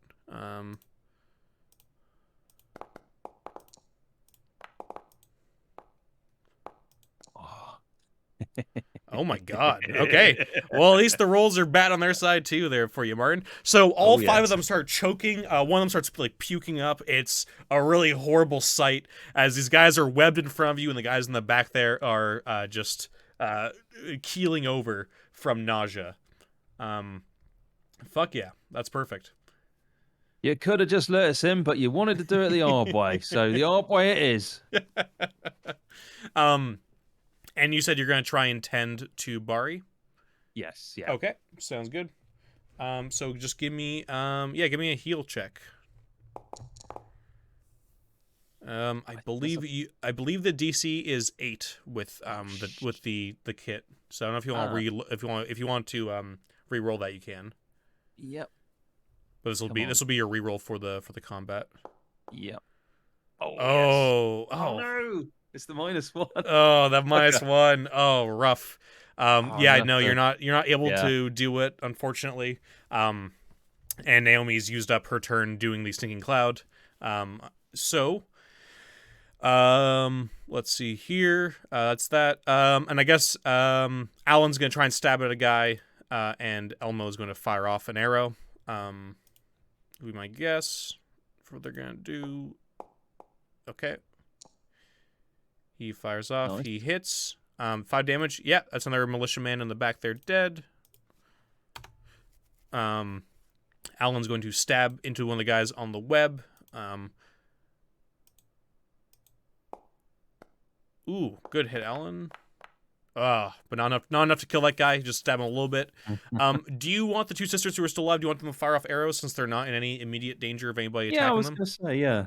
Let's do that. Yeah. So In fact, Case. Yeah, go ahead. Sorry, go on. I No, was no, going to say, can one of them try and heal Bari? Yeah. Yeah, they're woodsmen, woodswomen. Yeah. Yeah, I'll say, do you want them? Yeah, okay, so we'll have Kesa here. I guess, what would that roll be? I guess that would just be, they didn't have attributes. I'll just say, because their knowledge of, like, healing and stuff, being people who are out in the woods, and I would say she grabs your healing kit. I'll just give her, I'll give her, oh, jeez, that's wrong. I'll give her a +1 to her roll to try and stabilize him. Okay, so she is able to stabilize Bari. I will say, because this is not magical healing, though, and I can't remember the exact rules of that number, I'm going to say that he is going to be out for the fight, but he is stabilized for now. And he's just able to be... Yeah, so he's just going to be out for the fight, but he is not going to die. Not yet, anyway, unless somebody goes over and hits him. That he will be dead. But yeah, so that's that. The guys you hear are kind of yelling and trying to break themselves out of the webs with no avail. And the men behind them, who we're going to probably help them out soon, are all choking. Nice. And you do hear more sounds coming from up the hallway. We're going to fire off as many arrows as we can and finish off as many as we can whilst we can. Okay, sounds good. Another round. Okay. Yep. So, you give me your shots, or give me your shot, Martin, and I'll do the rest of the guys for you. It's a 10. 14 with 3 damage. It's not great. In case. I actually forgot to fire off for Nina last time, so I'll just have her fire off twice this time. I meant to just as like the last time one. My bad. Sorry, there's a lot of hirelings to keep track of. Okay, so that's all that. So Nina gets a shot off. She misses. Alan misses. Elmo misses. Okay, so it's just one shot. I'm gonna say she goes for one of the guys in the back. He's still alive, unfortunately. But he's really hurt from that arrow. Okay. And they're still out for another 2 rounds before anything happens. Okay. And you hear the steps getting closer. Okay. And so again, they're not doing anything for this round. And yeah, so I guess we'll just fire off again. Yep. Come on, let's get some 20s in there. Yeah, let's fucking get some kills here. Come on. Oh, okay, 2 good hits. 2 good hits. All right. Some good damage there. And I'll have Alan try and fucking stab that guy who's still alive. Yes. Okay, there you go. Good job, Alan. And so he's gonna be dead from that. And Kesa and Nina are gonna fire off their arrows. So, the guy in the front here is dead. And let's see who else got anything. So she hits. She misses. He hits. Okay, so this guy is dead, and this guy is dead because he already took a hit, and that guy took a full 6 to the face. So now it's only those 2 lieutenants, and the 4 guards here in the front, and then you see coming around the corner are 3 more guards. Good God. And a man with gorgeous blonde hair. Is sort of. It's almost like there's like a fan in this hallway as it blows it back behind him, and he says, look at this, some brave intruders here to end my life. Is that it? Well, we'd come to deal, but they needed some sort of password or something. Hmm. I don't need to deal with the likes of you using cheap tricks here to kill my men, though I will say you've been quite effective as he looks at the dead bodies across the floor. And he says, I have a few cheap tricks myself. And you see him wave his hands, and the strands of web start to peel away on the in the area in front of you. Is it our turn? It is your turn. Right, it's time for a hasty retreat, says Griff. Get out of here! Sounds good, yeah. So you guys start running. They are still blocking up the area. The nauseous gas, I believe, still has one more turn. So they are blocked off from really going after you. And I'm just gonna say we want you to do a whole chase here because they are not in any position to really catch up to you. Which way are you running though? Are you running back the way you came this time, or are you going back through the secret entrance that you came in the first time? What way do you see yourself going? I think probably the quickest way and the less cumbersome Keep going. way is these dice scare me. Yeah, don't worry about it. Probably the way that we came the first time, through back up the secret door. Okay, sounds good. So hopefully there's nothing along the way that we meet. Yeah, about that. So so when you guys, I'll just grab this here. I'll just move you for you. When you guys get to this room here, you guys run up the hallway, dragging Bari. Blocking your entrance there is a familiar, though right now unfortunate face, as you see the ogre has blocked off the entrance. And he said, "Beautiful one, say you traitor." Ah, Lubash, we got some lizard meat for you. Lizard meat not good enough. You trick me. You trick Lubash. No. You got it all wrong, Lubash. He's just sent us up here to pay you as it goes. And one thing I'll just let you know now, as you say that, you are hearing footsteps starting to come up the hallway, moving rapidly. Lubash says, "No, 3 men come last night. 3 men say you bad. Now right. Me kill you." Why don't you ask the beautiful man? He's just coming up this corridor. Go on, go and ask him, and then you'll know, won't you? Give me a convince check. This is going to be a really hard convince check. We really need this to work, this one. So. Come on. No. He says, "No more talk. You bad." And he runs at you. And we're going to go into initiative here, Martin.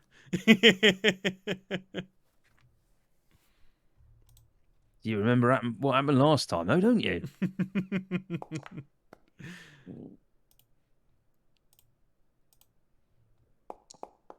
Oh no. Boy. Okay, so Lubash, Lubash the ogre, he comes in. He's going to grab his big axe and come and slam down right on you, or at least attempt to. Oh my god. That hits. Okay, well, you only take you take 2 damage because your AC is 16. Yeah, yep. How are you looking? 9 hit points because of Tim's. Oh, there you go. Perfect. Yes. Perfect. Thank you, Tim. Yeah, that was a good job, Tim. Okay, so that's his turn. I will say, from what you can judge by the sounds of the footsteps, they are 2 rounds away from catching up with you right now. What do you want to do here? Everybody pulls their weapons out and just go. It looks like they're about to just go ham on this guy. But is there anything in particular you want to do, or?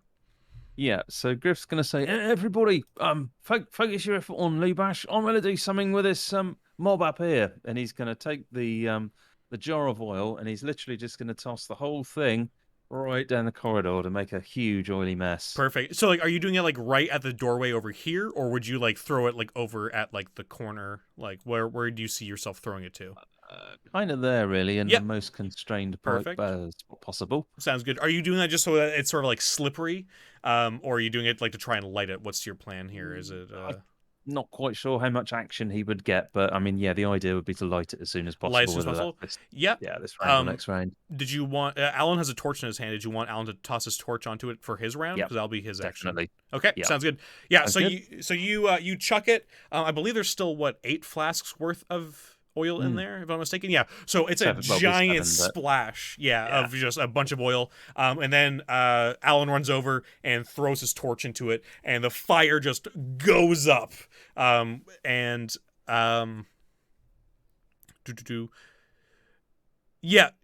he did miss Ori. That's why the shock roll.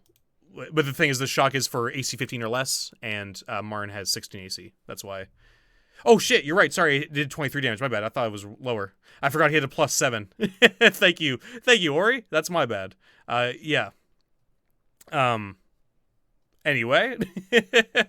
Wait, no, did I say that correctly? Did I say you got 2 damage? I think I'm going crazy now. Yeah. Or you just gaslit me. Never mind. I take back my apology. But yeah, so all right. Let's see here. So everybody else is going to attack him. They all fire off arrows into him.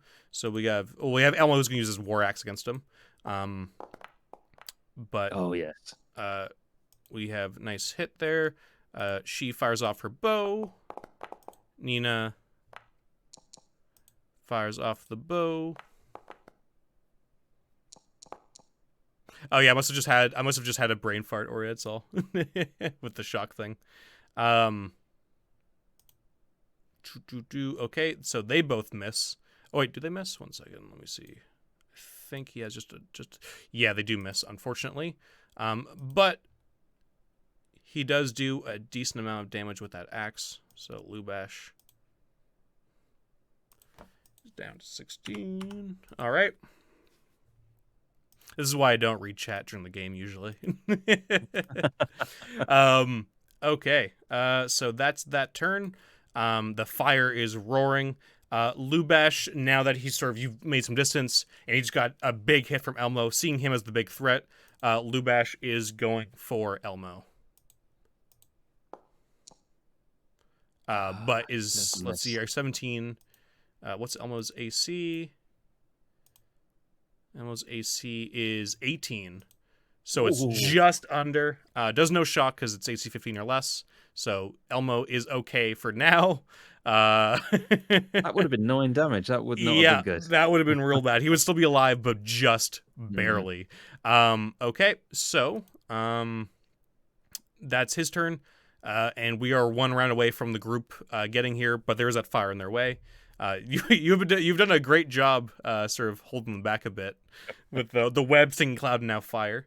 So Elmo is going to attack him, and so is Alan going to attack him with a spear. My God, these rolls. Things are looking bad here. Oh, I get to attack this round, don't I? You do, yes. I do.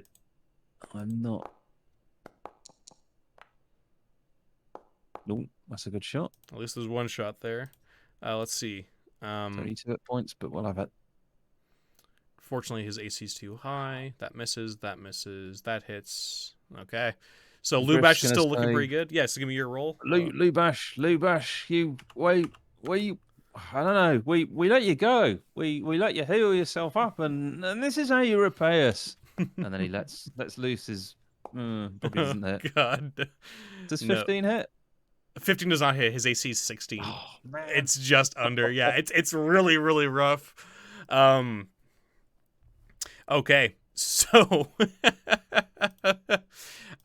that fire, also that's bought you a turn.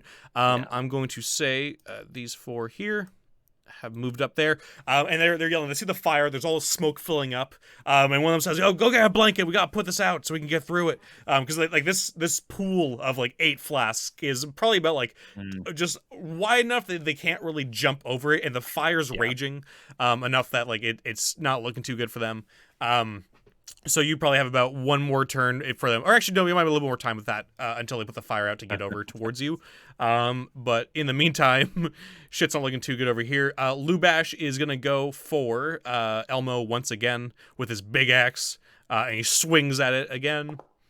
Come on, and he misses, sparks off the ground of the stone as it just hits missing him completely. And then everybody just goes back to trying to take down this massive, angry ogre who seems to not want to die. Lubash has been the brandy again. Look, he can't even hit Elmo.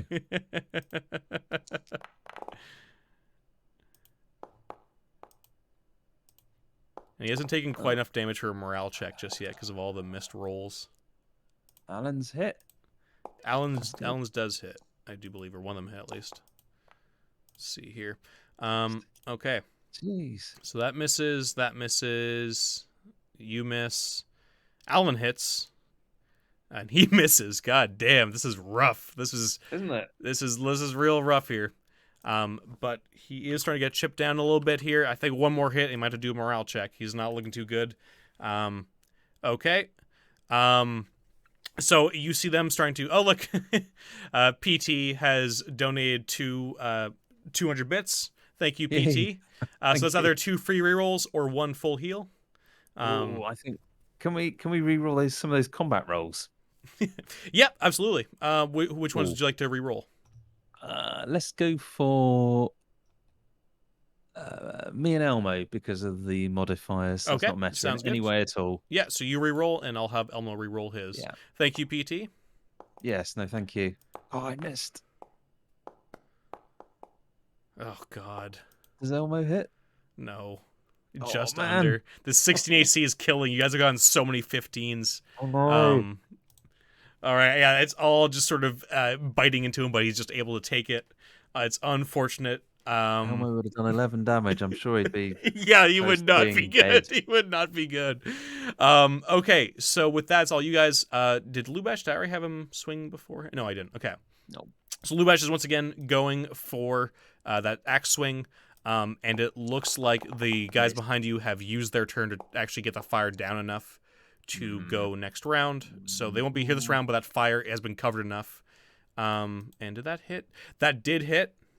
So Elmo is going to take 4 damage. Elmo is at 7 hit points. He's not looking great. He's at half health, but, you know, he's still going. And Elmo's like, oh my God, what's with this guy? And now it's all your turns. What would you like to do, Martin? Now that these guys are going to be here on the next round, within combat. Naomi, magic missile on Lubash. You can't miss. Okay, sounds good. Magic missile. Is that... I'm going to see here. Is that 40? Is it 44 or is that 3d4? It all depends on the edition, I think. Yeah, I'm just going to check here. First level spells. Magic missile. Oh, wow. Oh, this is interesting. This is the old one, yeah. So this is actually just 1 dart of 1d6 plus 1 damage. So yeah, she does it, and the scroll burns up in her hand and turns into a blue arrow and fires straight for him. So he's going to take 3 damage, which is not a huge amount, but Lubash does go, oh, magic! I didn't know you had magic! And he's going to do a morale check here, as he's now way below half health. Or not way below, but a little bit below half health. But he's like, but it's just a weak magic, not like the masters. And that will be her turn. And I'm assuming everybody else is just going to go for him, try and get rid of him and try and run through. Oh, yeah. Yep. Okay. Hey, nice hit there. Nice hit. Okay. 3. Oh my God, Elmo. Oh, what's going on? This is just fucking horrible. Painful. Oh.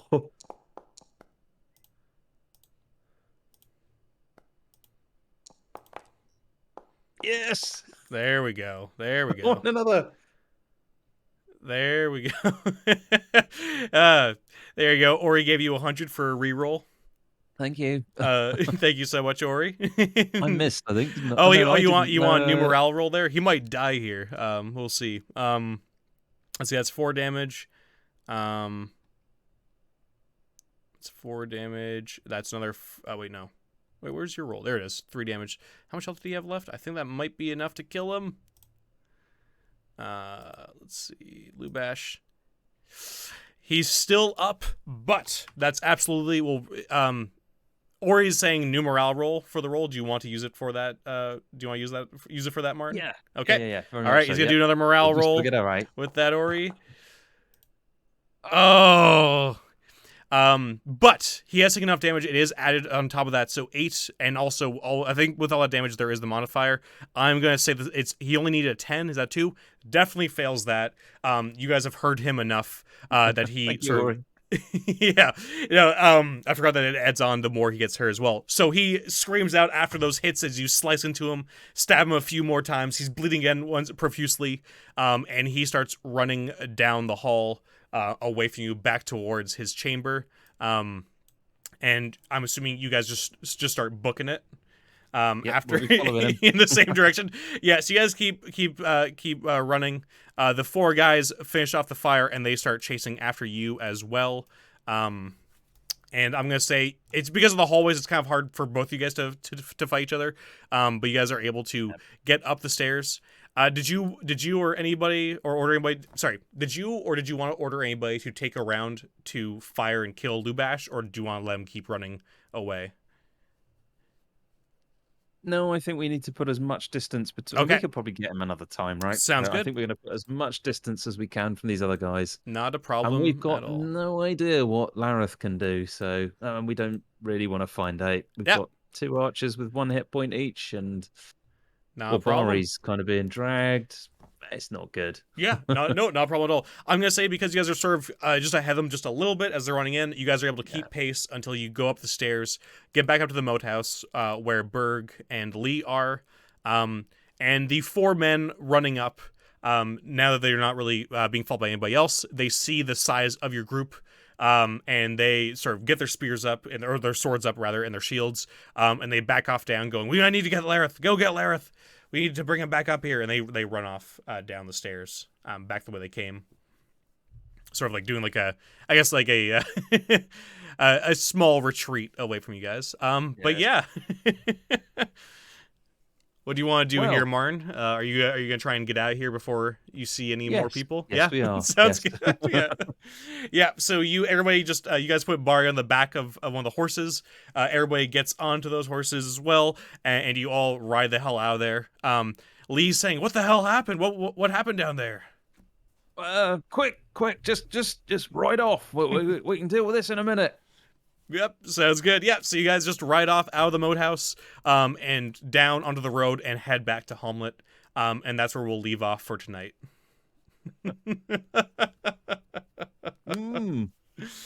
Oh man. Well, that was close. Yeah, that was pretty close. Honestly, that part there at the end, once the guys are there, was gonna be. I was like, oh, I guess this is where Martin dies. Once those 4 show up behind you, and that high AC in this game where there's not a lot of modifiers is so brutal. It was lethal. You also got like 6 15s. Like he would have been dead probably by round 2, but like it just was always just 1 under. But yeah, no, good job. Bari is stabilized, so he's not gonna die if you can get back to Hommlet and get him all healed up. But he got real fucked up there. I want to know how the hell we're going to take these guys out. I mean, on the bright side, you did take out like 5 or 6 of his dudes. So there is that. And there's a password that we don't know about. Mind you, they're going to kind of. I think they kind of know who you are now at this point. Both between your ruse with the merchant and now with this, I think the jig is up on you trying to get by anybody. But that was really funny. I was like, all right, there's supposed to be like a password here that you. Oh, that's good. Thank you so much, Martin, and thank you everybody, especially for all the helpful rerolls and full heals. That was very much needed tonight.